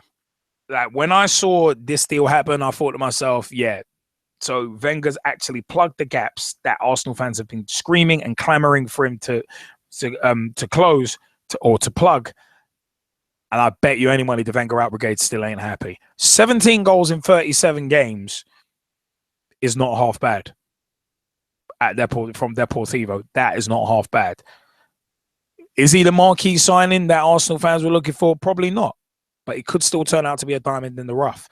Mustafi, it's one of them was you want to hope he doesn't turn out to be another Gabriel or Gabriel or however you want to pronounce his name. Because, boy, can't speak the lingo, can't defend to save your life. It looks like a deer in the headlights. It's surprising that Callum Chambers got let go, considering Arsenal's defensive problems. But signing Mustafi, okay, fine. Arsenal have got what? Mustafi, Koscielny, Mertesacker, a couple of others at centre back as well who can fill in. But it is always good to have that depth, especially for rotation in cup games. So a little bit perplexed at that Callum Chambers one, but a good pickup from Middlesbrough. Very, very good. And Middlesbrough have done work quietly. They did it early and they did it often. Crystal Palace. Benteke with his raw power and Loic Remy's pace and trickery, they could do well at Palace if they get the service. Strikers need service. Start a striker service, he ain't going to hurt you. And that was why Balassi moving was such a weird one. It's like, wait, hold on. He's delivering balls into the box. You're trying to buy a Benteke who'd be perfect for that. Okay. Doesn't make a great deal of sense to me, but Pardew's doing his thing. Could be a real good signing online. Could be a real good one. In terms of Premier League spending over the summer reaching in excess of £1.165 billion, not surprised. But that £5.136 billion TV deal being split between 20 teams, you can afford to spend that much. You don't want to give nothing to grassroots, but that's a different story. Big ups to the Football Supporters Federation, FSF, on Facebook as well, by the way, in regards to that topic. But the fact of the matter is, it's a case of the Premier League can afford it, so they don't want to let the grass grow under their feet. They just want to get rid and spend it. At least teams like United can say with the Paul Pogba deal, Adidas were a large driving factor behind it, and those shirt sales will make up for that. So it's one of them. But a lot of these teams, I think, are spending not just to get into the Champions League, but to stay there as well. So you Tottenham's, for instance, spending 30 million on Moussa Sissoko. They know they need the squad depth for the Champions League this year. Slimani going to Leicester, same thing. So it's one of them ones. Not only do you want to get to the top, you want to stay there as well. And it's a lot easier to get there than it is to stay there. And yeah, the TV deal is blatantly the catalyst. It is blatantly the catalyst for it. But it's very interesting to see that the championship has had a lot of big deals going on as well. But 13 teams in the Premier League breaking their transfer records is an interesting one. That's going to continue to happen with these inflated transfer fees. That's going to keep happening. So that's no real surprise that almost 3/4 of the league broke their transfer records. That's going to keep happening. I mean, Man City doing it with John Stones is funny, but hey.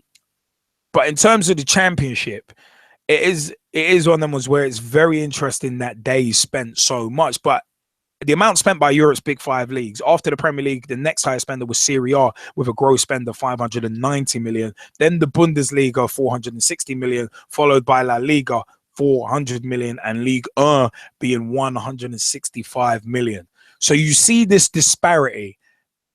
That is happening here in terms of spending. The Premier League may not be the best league in the world, but it is the most lucrative. And in the modern game, I think that's what matters. That's what matters most. Clearly, that is what these days. So it's one of them ones. But Scott Tweed, you wanted to jump in as well on the transfers we've mentioned so far as well, don't you? Yeah, I just want to touch on 2 or 3 things really about the transfer window. Scott, do you want to repeat that? We couldn't hear you for a sec. Do you want to repeat that? Yeah, can you hear me now? Yep, loud and clear. Yeah, no, I just want to touch on 3 things around the transfer window. The transfer window as it is, the the Jack Wilshere deal and just one or two of the transfers that went through. So if I start with the first one, over £1 billion has been spent in the Premier League during this transfer window. That is not sustainable, in my opinion. And I think that the FA, UEFA, FIFA, all the big guns have got to get together and come up with some kind of strategy about how much clubs can spend during these transfer windows. I don't know whether there could be a transfer cap, or to go even more extreme, if a club is selling a homegrown player, that they have to distribute a percentage of that into their local area through grassroots football or to lower league clubs that are within their area. That being one idea of how to, because the golf, we've seen it in the Championship. Newcastle, they're not a nailed-on guarantee to be promoted, but they've made £30 million off the back of the sale of one player. Now, it only takes an Oxford United to be promoted from League One at the end of the season, to get into the Championship. They're not going to be able to compete with a team that have been able to sell somebody for 30 million quid. It's just going to be impossible. And the gulf is going to get bigger and bigger between the Premier League and the Championship and the rest of the Football League. And so that's that point. But in terms of the Jack Wilshere deal, to compare him to Paul Gascoigne is, as an Arsenal fan, is very insulting, really, towards Paul Gascoigne, because he's not a touch on Paul Gascoigne. He has not shown the so-called talent that he's meant to have. And if he was, in my eyes, if he was that talented, why is he at Bournemouth?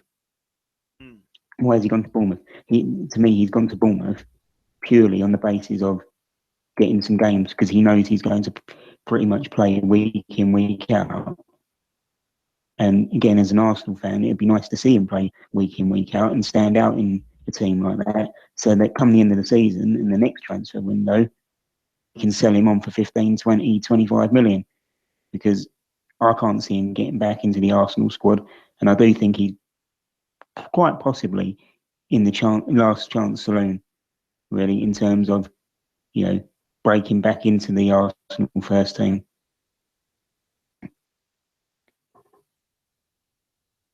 Yeah, I mean, in terms of the other transfers that have gone on, it's absolutely criminal, really. We've spoken about Pogba before, but I read an article this week saying that Manchester United have made £183 million off the back of shirt sales with Pogba on the back. They've already made their money back on Paul Pogba. You've got clubs throwing money. You've got David Luiz going back to Chelsea, which the net spend on him from Chelsea has been £3 million.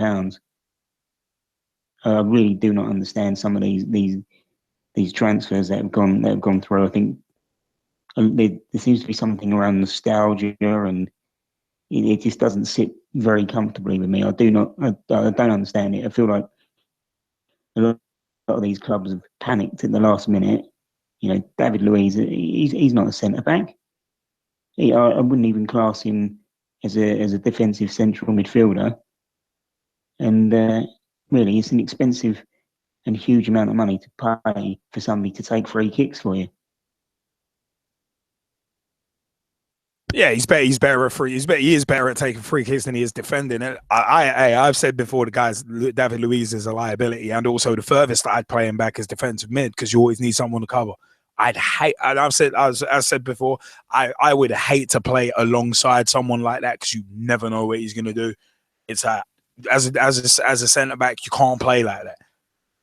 You just legitimately can't. It's like, let the centre mid do it, but just don't do it. And he's been caught on numerous occasions out of position as well, and it's just one of them ones where it's just odd. But I do like that idea of, if a Premier League side sells a homegrown player, a percentage of that going down into grassroots football, I actually quite like that as an idea, because financial fair play, like we've discussed on PT Live shows before, financial fair play, the man who created that as a concept has done more to bury it than anyone else.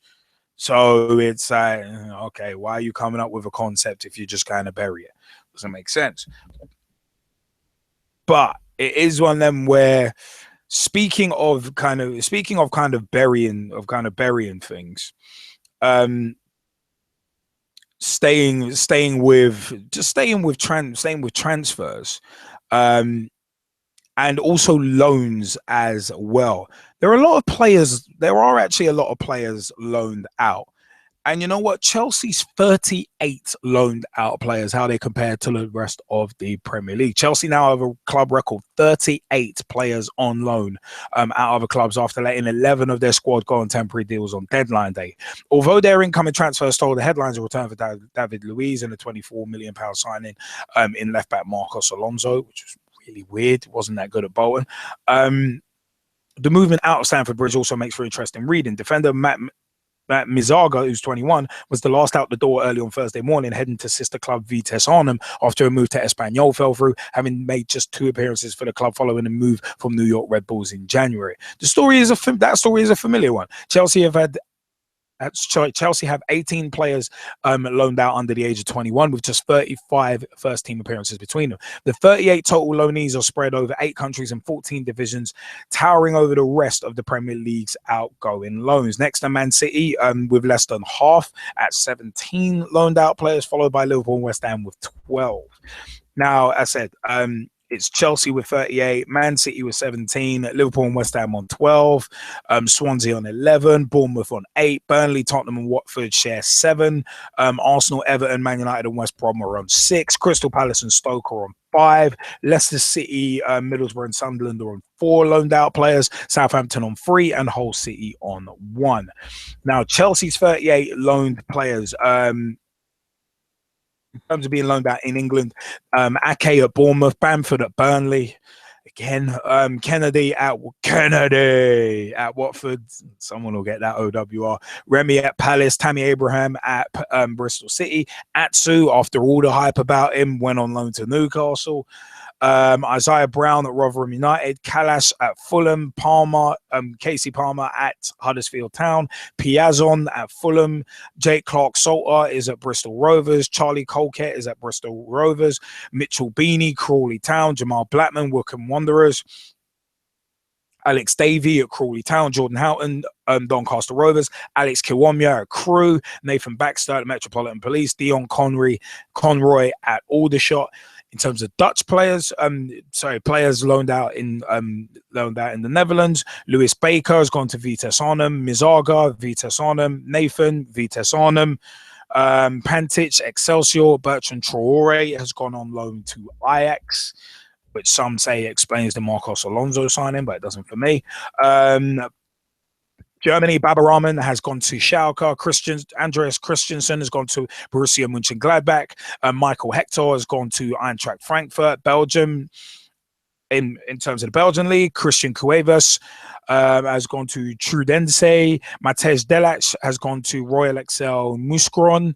Islam Ferouz has gone to Royal Excel Mouscron as well. In terms of players loaned out in Spain, Victorian Angban has gone to Granada. Boga has gone to Granada as well. Musonda has gone to Real Betis. In Turkey, Alinsiaspor have taken on Omuro. Wallace has gone to Grêmio out in Brazil. Colombia with Independiente Santa Fe have João Rodriguez, and Juan Cuadrado has gone to Juventus, and Palicic has gone to Milan in terms of players loaned out in Italy by Chelsea. Now, a lot of teams have done good business, a lot of teams have done bad business, but 18 players under the age of 21, 38 in total. Is this a blatant example of hoarding? by Chelsea, or is this the way the game is going? Take as much young talent as they can and basically just keep farming them out on loan. Jezzy Fizzle, do you want to jump in on that? And of course, your views on Chelsea having that many players out on loan. I think it's a little bit ridiculous, to be honest, because there's going to be so many, especially the young players, who essentially spend their entire Chelsea careers on loan and never, ever, ever see the first team for more than waiting for a cup of coffee, much less being able to drink one. So I really don't know. And as Jamie Bailey, or should I say Jamie, turn of face Bailey said, you know, this is how the modern game goes. You collect a lot of talented youngsters. You hope that they go and develop in a way that, you know, they essentially break out and force your hand as a manager and as a coach to play them. And if it doesn't happen, then, you know, what else can you do apart from go and take an established star or sign a more established player and put them in front of them? But I also think this is also the thing that's wrong with the modern game. And I'll use Manchester United's current transfer policy as part of that as well, in the sense of, you know, to go and really build something sustainable as a club, there has to be that blend of, yes, big money superstar signing and young up and coming youth player who's gone through the academy and developed, you know, essentially at home, going away, coming from another club and being brought in and adding to what's already there. Unless you have that balance, and this is to say the problem with the transfer market is that, one, the fees will continue to go up and up. It's not sustainable. Number two, young players will very, very rarely, if at all, get a chance to play and prove themselves. And number three, you know, in terms of being able to produce those young talented players, especially at bigger clubs, it just won't happen. Where you will find the more talented young players will be in the lower leagues. That's where you'll find them, because that's where they get game time, and that's generally where they will be developed. But do you know what, Jezzy? Sorry to cut you. I just want to ask you a question then in regards to that. Scott Tweed brought up something very interesting, and we've just posted it out as a question on social networks as well. Should Premier League clubs then donate a percentage of homegrown player transfer fees to grassroots/local clubs then? Because if the lower leagues are where these players are being cultivated and developed, do you think that's a good idea? Do you think that's then a good idea then? Instead of farming them out on loan, sell them and give a percentage of that money to local clubs?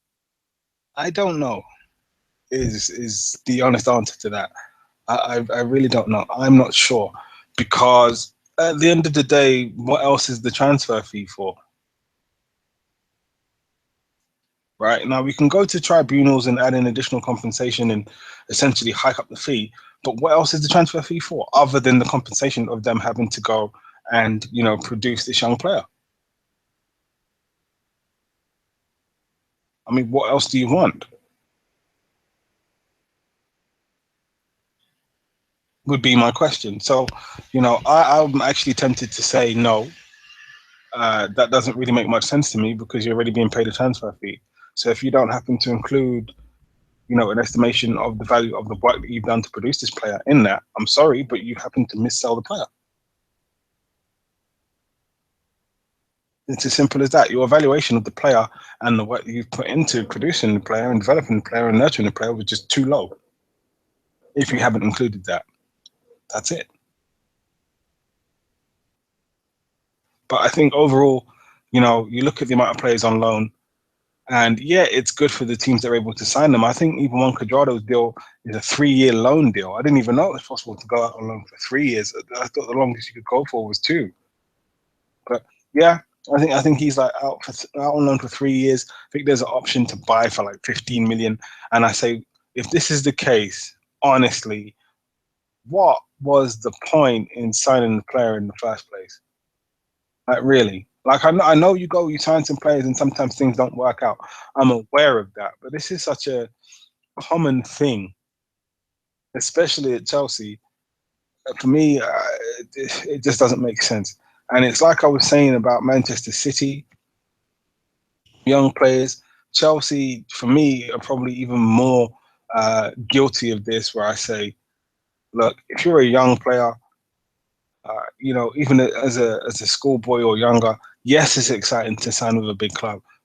But I says to you, do you really think you're going to go and make your career with the likes of a Chelsea when you see what's currently happening with, you know, the other generations of players at the club? I think once you hit schoolboy age, you know, maybe playing for the under 16s, under 18s, that's the time to leave. Maybe go abroad if you're brave enough, but definitely leave the club and go to another club where you can actually go and play, get game time and develop. Because if you stay at a club like Chelsea as a young player, you know, the only other thing you're going to go and do, all right, you might get a couple of notches in your passport. You might be able to go to a country where, you know, you can get neutralized and additional citizenship really quickly, but that's about it. In terms of going and having an actual career as a footballer, forget it. No, fair dues. Totally fair dues. I mean, you know what? It's interesting you mentioned Jamie, Bailey, because Jamie Bailey actually has joined us tonight. And Jamie, you wanted to jump in on the current subject that we're talking about, didn't you? But just before, is one of them was just before you do. Also, Scott Tweed wanted to jump in as well. Mike Harneman has said, I feel for teams like Burton Albion, they can't compete with the likes of Newcastle, Villa, etc. But it is one of them was he has also said, that's actually kind of an interesting one, to be perfectly frank. Bamford will flop at Burnley, has been said from Ryan Sonely as well. I mean, before we get Jamie jumping in, Scott Tweed, did you wanna jump in on this topic as well, and then we'll come back to Mike and then Jamie. Yeah, hi, yeah. I mean, I had a bit of a brainwave on this subject a little while ago. I mean, in terms of the loan market, why can't some of these big clubs go back to the kind of old school mentality and look at it and say, using Chelsea as an example, 30 odd players out on loan? Why can't they do something where they sort of say to the players, look, you know, there's a club in League One, League Two, Morecambe, you know, Accrington Stanley, Bristol Rovers. You're earning 10 times the amount their players are, and you're 17, 18 years old. Go and spend 6 months, 12 months around men playing real men's football. Go and see what it's like in the lower leagues. Go and get a bit of a grounding. Go somewhere where, do you know what? If you want your kit washed, you got to wash it yourself. If you need something from the shop, you have to go and get it yourself. You know, and take them out of this bubble that they seem to be put in from a very, very early age, which a lot of them seem to struggle with, when actually after being sent out on loan by Chelsea 6, 7, 8 times, they find themselves on the scrap heap, or, you know, trying to find their way down the lower leagues. Because a lot of players that have come out of these top clubs that have ended up in the lower leagues have then ended up, you know, there's not that many players that get released from big clubs that go down the leagues and manage to work their way back up. A lot of them do tend to just drift around the lower leagues and then just drop out of football. So I'd like to see something along the lines of, a bit of an old school kind of mentality. You know, it never done the likes of David Beckham any harm. If anything, going out on loan to Preston when he did actually enabled him to get into the Man United first team, and he didn't do too bad after that. No, not at all. I mean, he did pretty brilliantly, to be perfectly honest. I mean, Mike Harneman, you wanted to jump in on this topic as well, didn't you? Yeah, I just think that with Chelsea, I just think, you know, it's ridiculous how they can have that many players out on loan. Like, you know, if you look at that, they could basically field 3 out of that, and, like, you know, they pulled out of the trophy, you know, with the under 21 teams being in it and all of that. They pulled out of that, but these players would have all been featuring in that, and actually playing. Maybe not playing with grown men, but playing against grown men, which is still definitely going to have an impact on their career as well. I mean, see, this is the thing, though. And I very much think it's a modern football problem where, because football's such an unscrupulous sport, because football's such an unscrupulous sport and everyone's just trying to get an advantage, they're literally just buying players so that basically others can't. You look at who's that one from the kid from Basel? His hair looks there we go. Mo Salah. Mo Salah was clearly bought as a C block move against Liverpool, clearly. And it's one of them ones. Chelsea didn't want to loan Ryan Bertrand to us because we were a direct threat. It's one of them was the amount of players who have been bought as basically blocking moves so that other teams can't have them. I mean, Scott Sinclair and Jack Rodwell, but that was just utterly pointless having them at Man City at all. But we said that from day one. It's pointless if you ain't going to give them the game time. So you're basically literally buying these players, especially young players. They're basically getting bought and then put in storage, essentially, which is not good. Because at the end of the day, if you want to cultivate young talent, whether it be British or otherwise, you've got to let them play. Let them off the leash. Let them play. And it's one of them ones, and I mean, basically, you're undermining, to an extent, you're actually kind of undermining like Championship League One clubs with what Scott Tweed was saying. It's one of them was you're dropping a 17, 18-year-old who's earning 10 times the amount of everyone else in that team. You're dropping them into that. So you're basically, in a way, you're actually kind of buggering over that team as well. So I'm not in agreement. I think in terms of loans, seeing as the emergency loan system has gone, it's one of them ones. Like, you may as well get rid. You don't need to have 38 players out on loan. Chelsea are going to have to, like, everybody in their first team, reserve team is going to have to die for them, like, literally die all at the same time for them to have to bring all those players back. 8. That's what? A Premier League squad plus 13. 5-man Premier League squad plus 13. Yep, let that sink in. It's lunacy. It's absolute lunacy. It really, really is lunacy. I mean, Jamie Bailey, you wanted to jump in on this topic as well, didn't you? Yeah. Good evening, everybody. Good evening. And I did get that reference of Mr. Kennedy, by the way. Kennedy. Are you going to turn up the trouble and drop your views then? Yeah. My problem is modern football is pretty much the sign of the times, as everybody knows. Regardless of whether you're a grassroots player, you can see it within the grassroots game. I was coaching tonight, and I've got a ladies' team, a girls' team tonight. We couldn't even field half of the teams, half of the players. I don't know if we're going to be able to field a full 11 on Saturday. And the problem with that is when you get a name like Brentford or Fulham or Chelsea or QPR, as soon as you're saying, yeah, let's go there, blah, blah, blah. And then you realize how difficult it is just to kind of be treated the same in a team. Because the talent is not coming from England, it's coming from other places. And that's because they probably either signed young players and just said, yeah, we'll sign you up and then we'll loan you out to somewhere else. But then you're already at that stage of, oh, do I really want to be playing for this club? But they're going to keep telling you, yeah, you're still an asset to the club. And they're going to come down to the idea of grassroots football. Nobody really wants to take part in it. It's like this. I don't know if you've had any troubles with pre-season this year, Liam, but every team that I've gone to this year, they can't be bothered to train.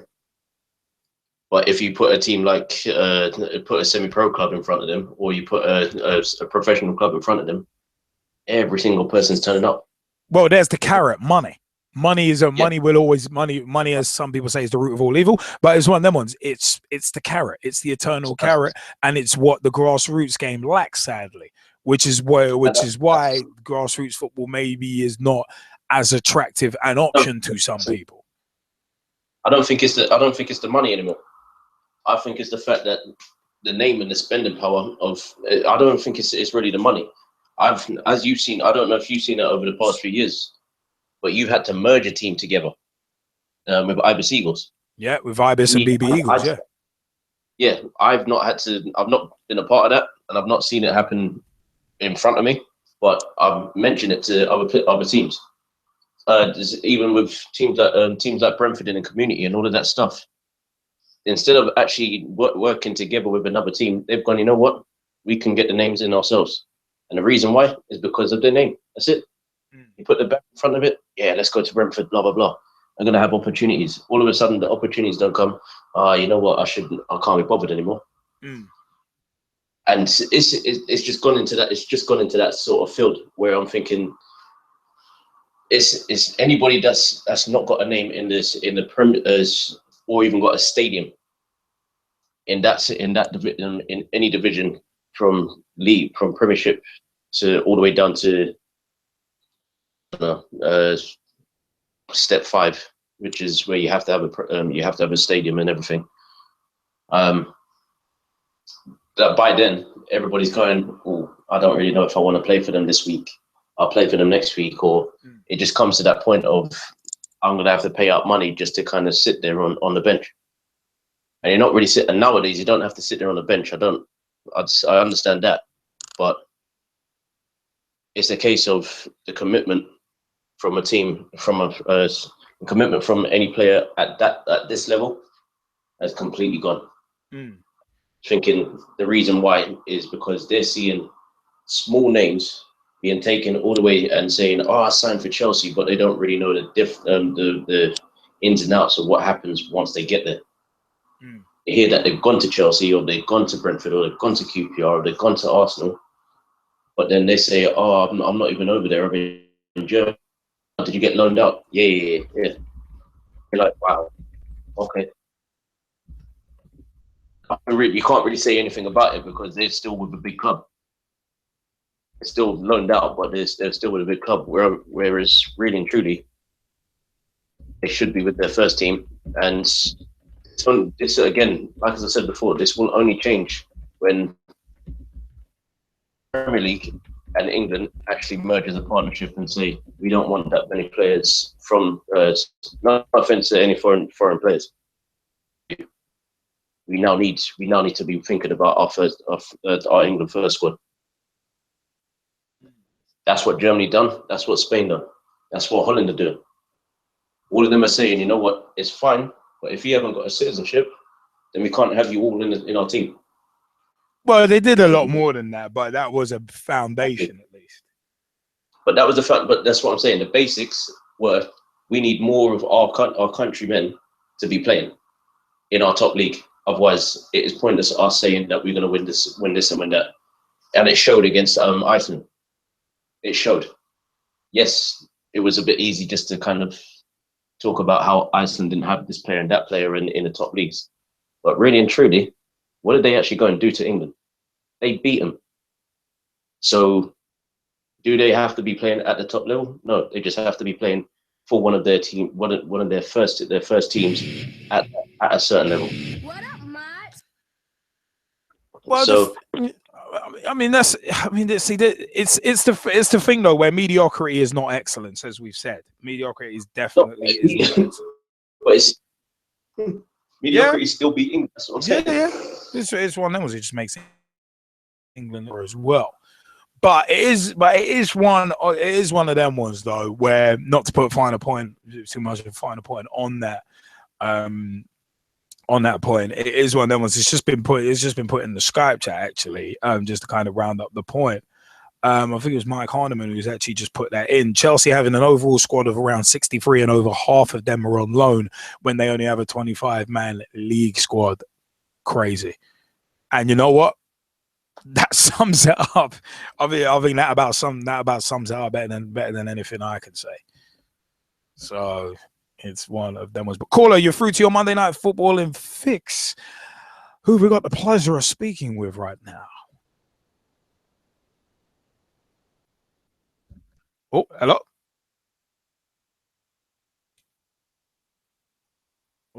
Oh, I think our call has dropped.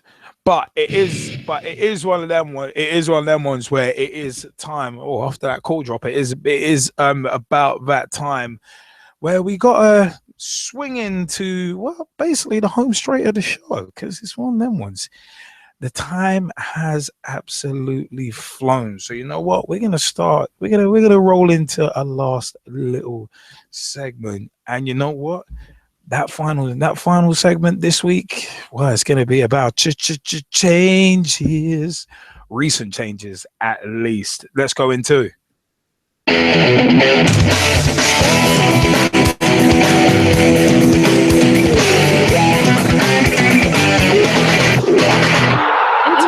and continental talking points.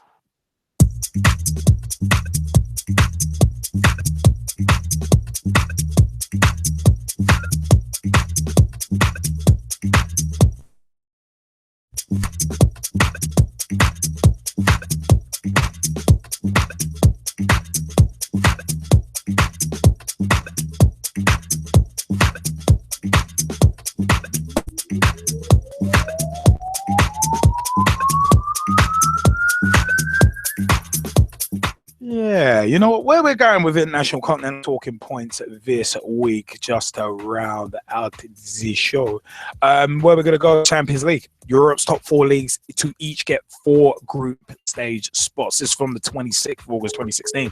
Europe's top 4 domestic leagues are to be guaranteed 4 places in each of the group stages of the Champions League from the 2018-19 season.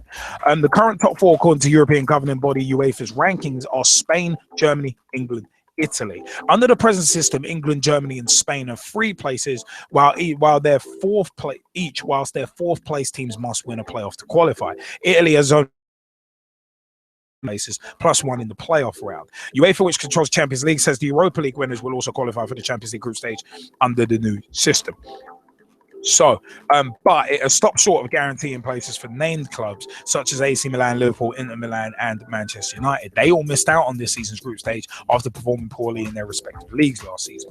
UEFA has also revealed the financial distribution to clubs will be increased significantly for the Champions League. For the Champions and Europa League as well. It also said historical success in the competition will also be acknowledged to calculate where a league sits in its rankings. Points will be awarded for previous European titles, but weighted towards more recent success in the Champions and Europa League. UEFA has actually called the changes an evolution, not a revolution. According to UEFA competitions director Giorgio Marchetti, the format for the Champions League will remain the same. Following the qualifying stage, 32 teams will be drawn in 8 groups of 4 for the right to be one of 16 sides to make it through to the knockout competition. Now, you know what? One thing I actually do want to ask. We have discussed it on a Pitch Talk live show this year, I think. Well, I think it's a Pitch Talk push point, or it's an ROTW. But it is one of them ones where the fact is, did the Champions League guaranteeing 4 spots to the top 4 nations? Is this the good old boy networks again? Is this the good old boy networks kicking in? Where it's like they're trying to literally keep everything to exactly the same teams every single year. Jazzy Fizzle, your view before we throw it out to the Skypers. I think I have to agree with that assessment. I think that's exactly what's going on.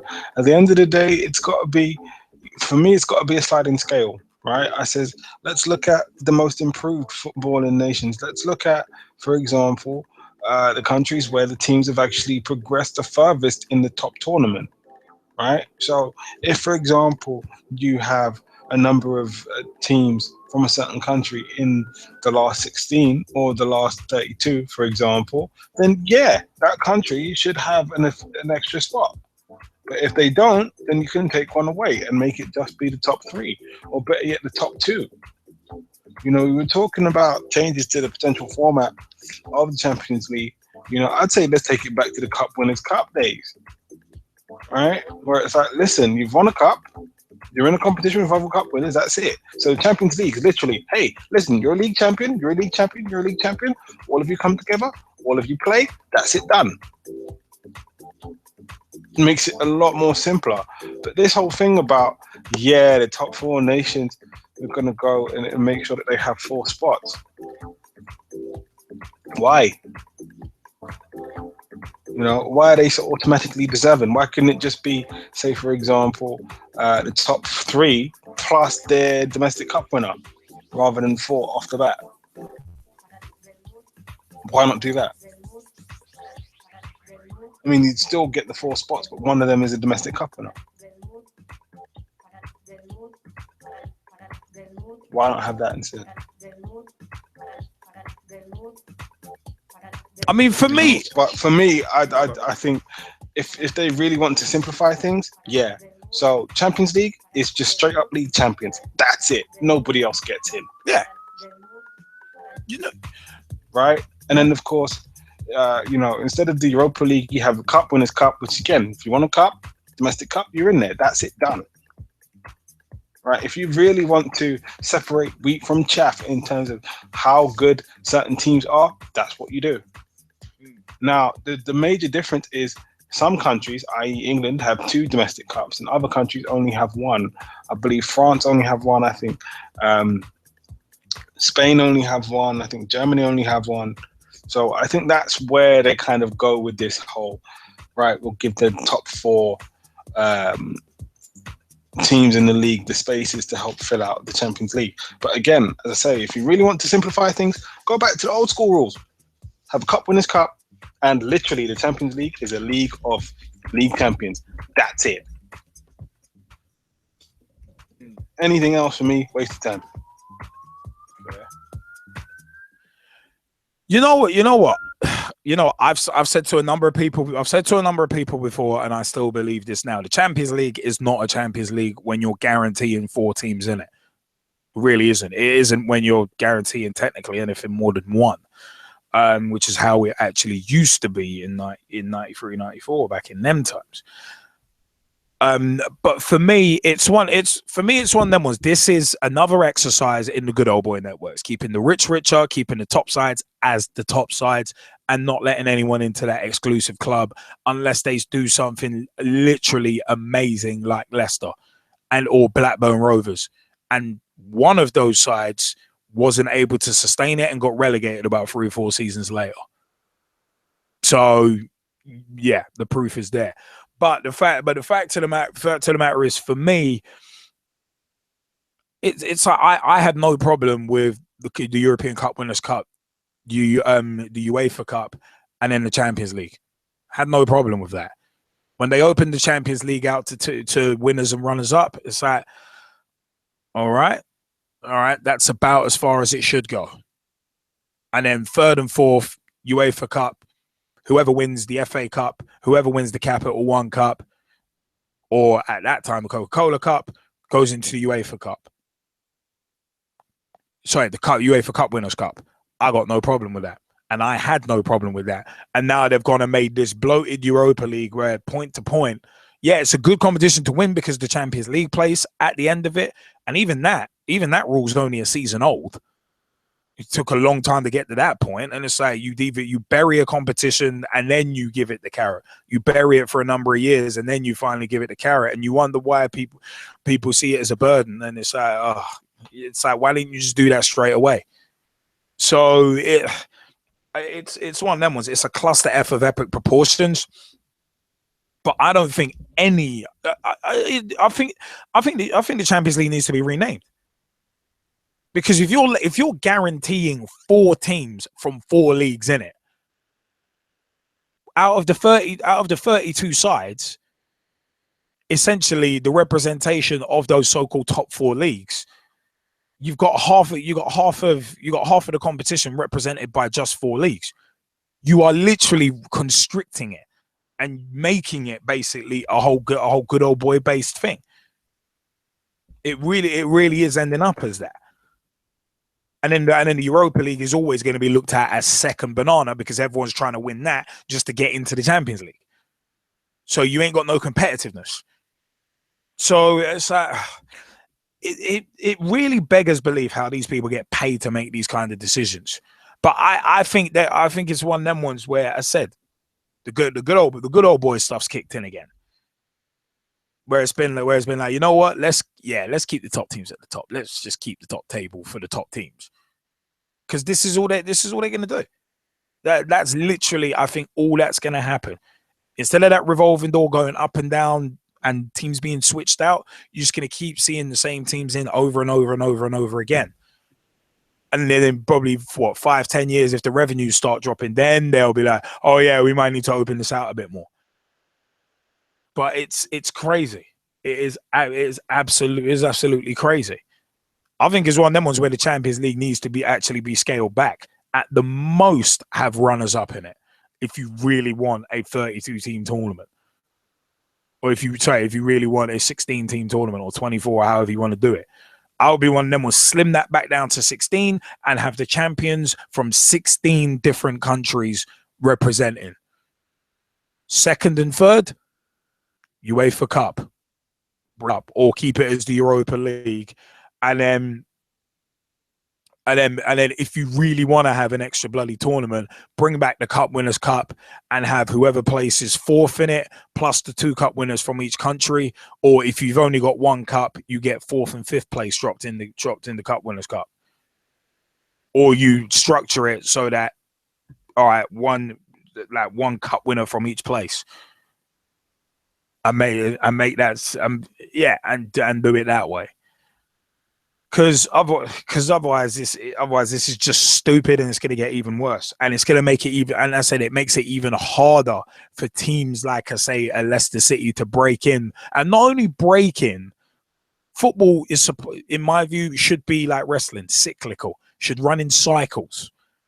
No, I'm not just talking TV cycles either. But it's just really is. It's closing it off. As much as they think they're opening it up, they're actually closing it off, and it's not good. I don't think it's good at all. I mean, Jamie Bailey, you wanted to jump in on this as well, didn't you?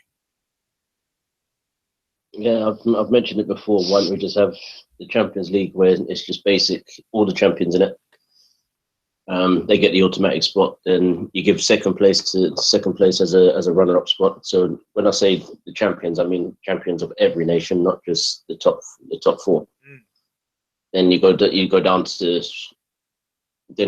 the Europa League with 3rd and 4th. I see what you mean with the cup ones with the Cup Winners' Cup.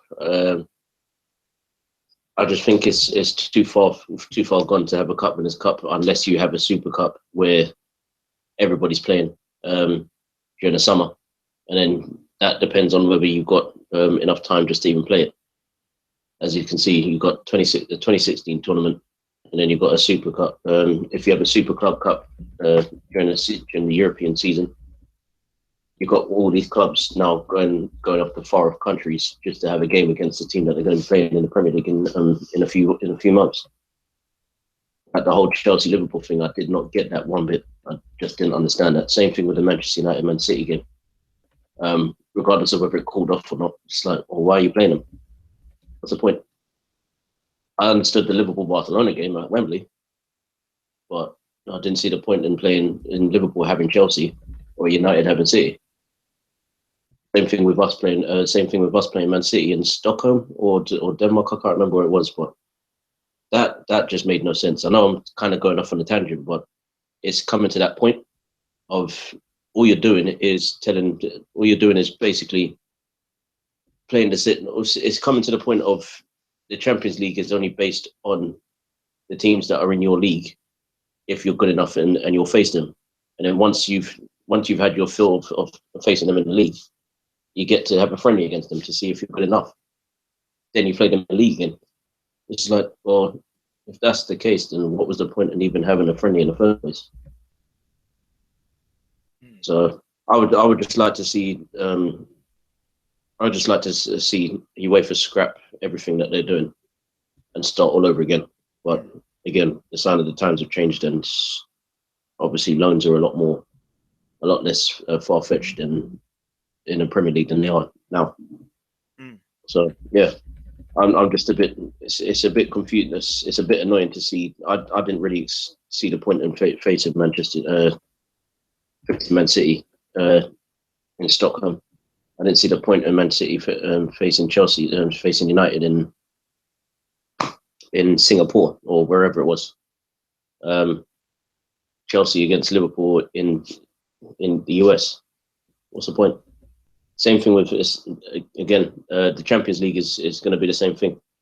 Barcelona have got Celtic, but yet who faced? When did they face? What? About a month ago. In Ireland, in Dublin. Is there any point that? Oh, I think they faced at Parkhead. Sorry. I think they faced at Hampden Park. Not Hampden Park. Parkhead. Yeah. Celtic Park. And I still, to me, that now seems pointless. Yes, it was a luck of the draw. But if I was Celtic, I would have said, well, I'd rather just play somebody in the bottom tier of Scottish football to get my confidence up, rather than play somebody in the top leagues just to see if it would benefit me. See where our team is at. Don't see the point, because you're going to face them anyway. The performances is what really should count, not the results. Well, the thing with me is the fact that, I mean, I said this is just basically an exercise in keeping the rich richer. Keeping the rich rich and making them even richer, because all you're gonna really get, if you've got 4 teams from the top 4 leagues, invariably they're going to end up dominating, and the winners' trophies are just going to bounce between literally 4 countries, which I think basically has actually happened, where it's England, Italy, Germany, Spain. I swear, like, a lot of the winners since 2004-ish or something like that have basically come from those 4 countries. Like 9 out of 10 of those winners have come from those countries, and it's like it's only going to make that worse. In my view, it's just going to make that worse. So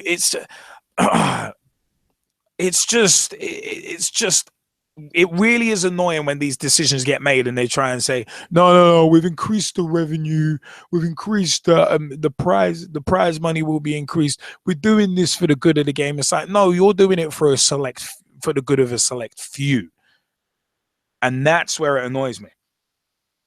That's actually the annoying thing about it, is that is what it's done for. It's done to appease the big sides, and I think it's an El Cheapo cop out. I really do think it's a cop out that they've actually done it, and done it this way as well. I'm not a fan. I'm not a fan of it, because I said you can't call it a Champions League if you've got 4 sides in it. And that might seem somewhat ironic me saying as a Liverpool supporter, considering we won it in 04-05 and ended up placing very poorly that season. We ended up placing 5th. But it just is what it is, because you've had 5th place teams win it twice in the last 11 years. It's actually happened twice, with us and with Chelsea. So if anything, that's going to get even worse. If anything, that's going to get even worse. I mean, I think UEFA have actually built a rod for their own back, and they've buggered over this situation. I mean, Jazzy Fizzle, did you want to jump back in on this as well? No, I don't really have too much to add, other than I think, Jamie went and brought up a very interesting point about all of the friendlies as well. And, for me, it's just getting a bit ridiculous. I just think, as I said previously, it's a matter of, if you want to go and simplify things, if you want to have hard and fast rules that make sense, as I say, Champions League, just make it be all about the champions. The Cup Winners' Cup, you can bring that back and make that be all about the Cup winners, and everybody else, listen, that's what you're playing for. That's it. Yeah. When you go in the Cup, that's what you're playing for, to get a spot in the Cup Winners' Cup. Okay. Do you know what? That actually also brings back. It will also actually bring back significance to certain domestic cups as well, because a lot of people like to chastise the League Cup. Oh, you don't get nothing out of it, and it's like, well, if you get a place in the Cup Winners' Cup, Hey, it's one of them is you get the recognition of that, and also you're in Europe, rather than being in the bloated Europa League competition, where if you do get in, you basically got to win 19 games, which adds on half a season because it's such a bloated tournament. Just thought I'd add that one in there. And the Europa League has actually only become an attractive prospect last season because of the Champions League carrot at the end of it. And I said that is recent. So, that is one of them ones. But you know what? It is time this week for us to sign off and start vacating the place with a haze. So we have to say apologies for those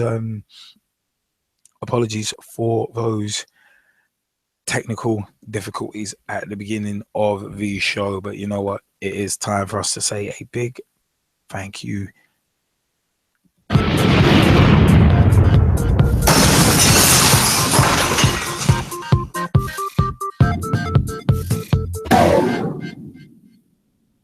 Hi, I'm John Sitton, and I'm here with Gavin, Liam, and Gerald on Talk.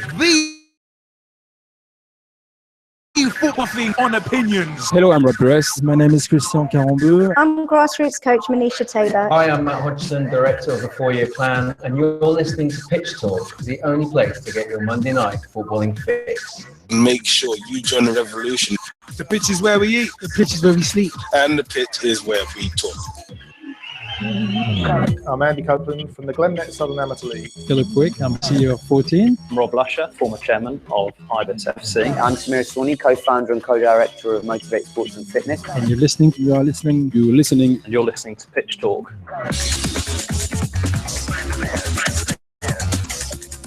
Ladies and gentlemen, boys and girls, children of all ages, after a week's hiatus, your Monday night footballing fix is back because the pitch is where we eat. The pitch is where we sleep.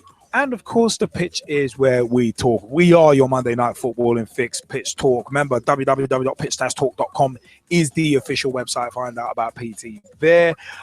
YouTube.com/Pitch Talk is where you can find all our videos, including the Pitch Talk Meet series, our push points and rants of the weeks taken from the shows, and also special feature segments too.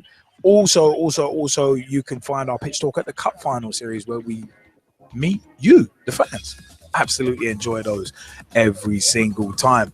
Also, pitchtalk.blogspot.com or .co.uk will bring you to the blogs by yours truly, Straight Shooting LJA, the G-Man, Jezzy Fizzle, and many others, including Dave Meir, aka at Mearsey on Twitter, and his Word of a Ref blog.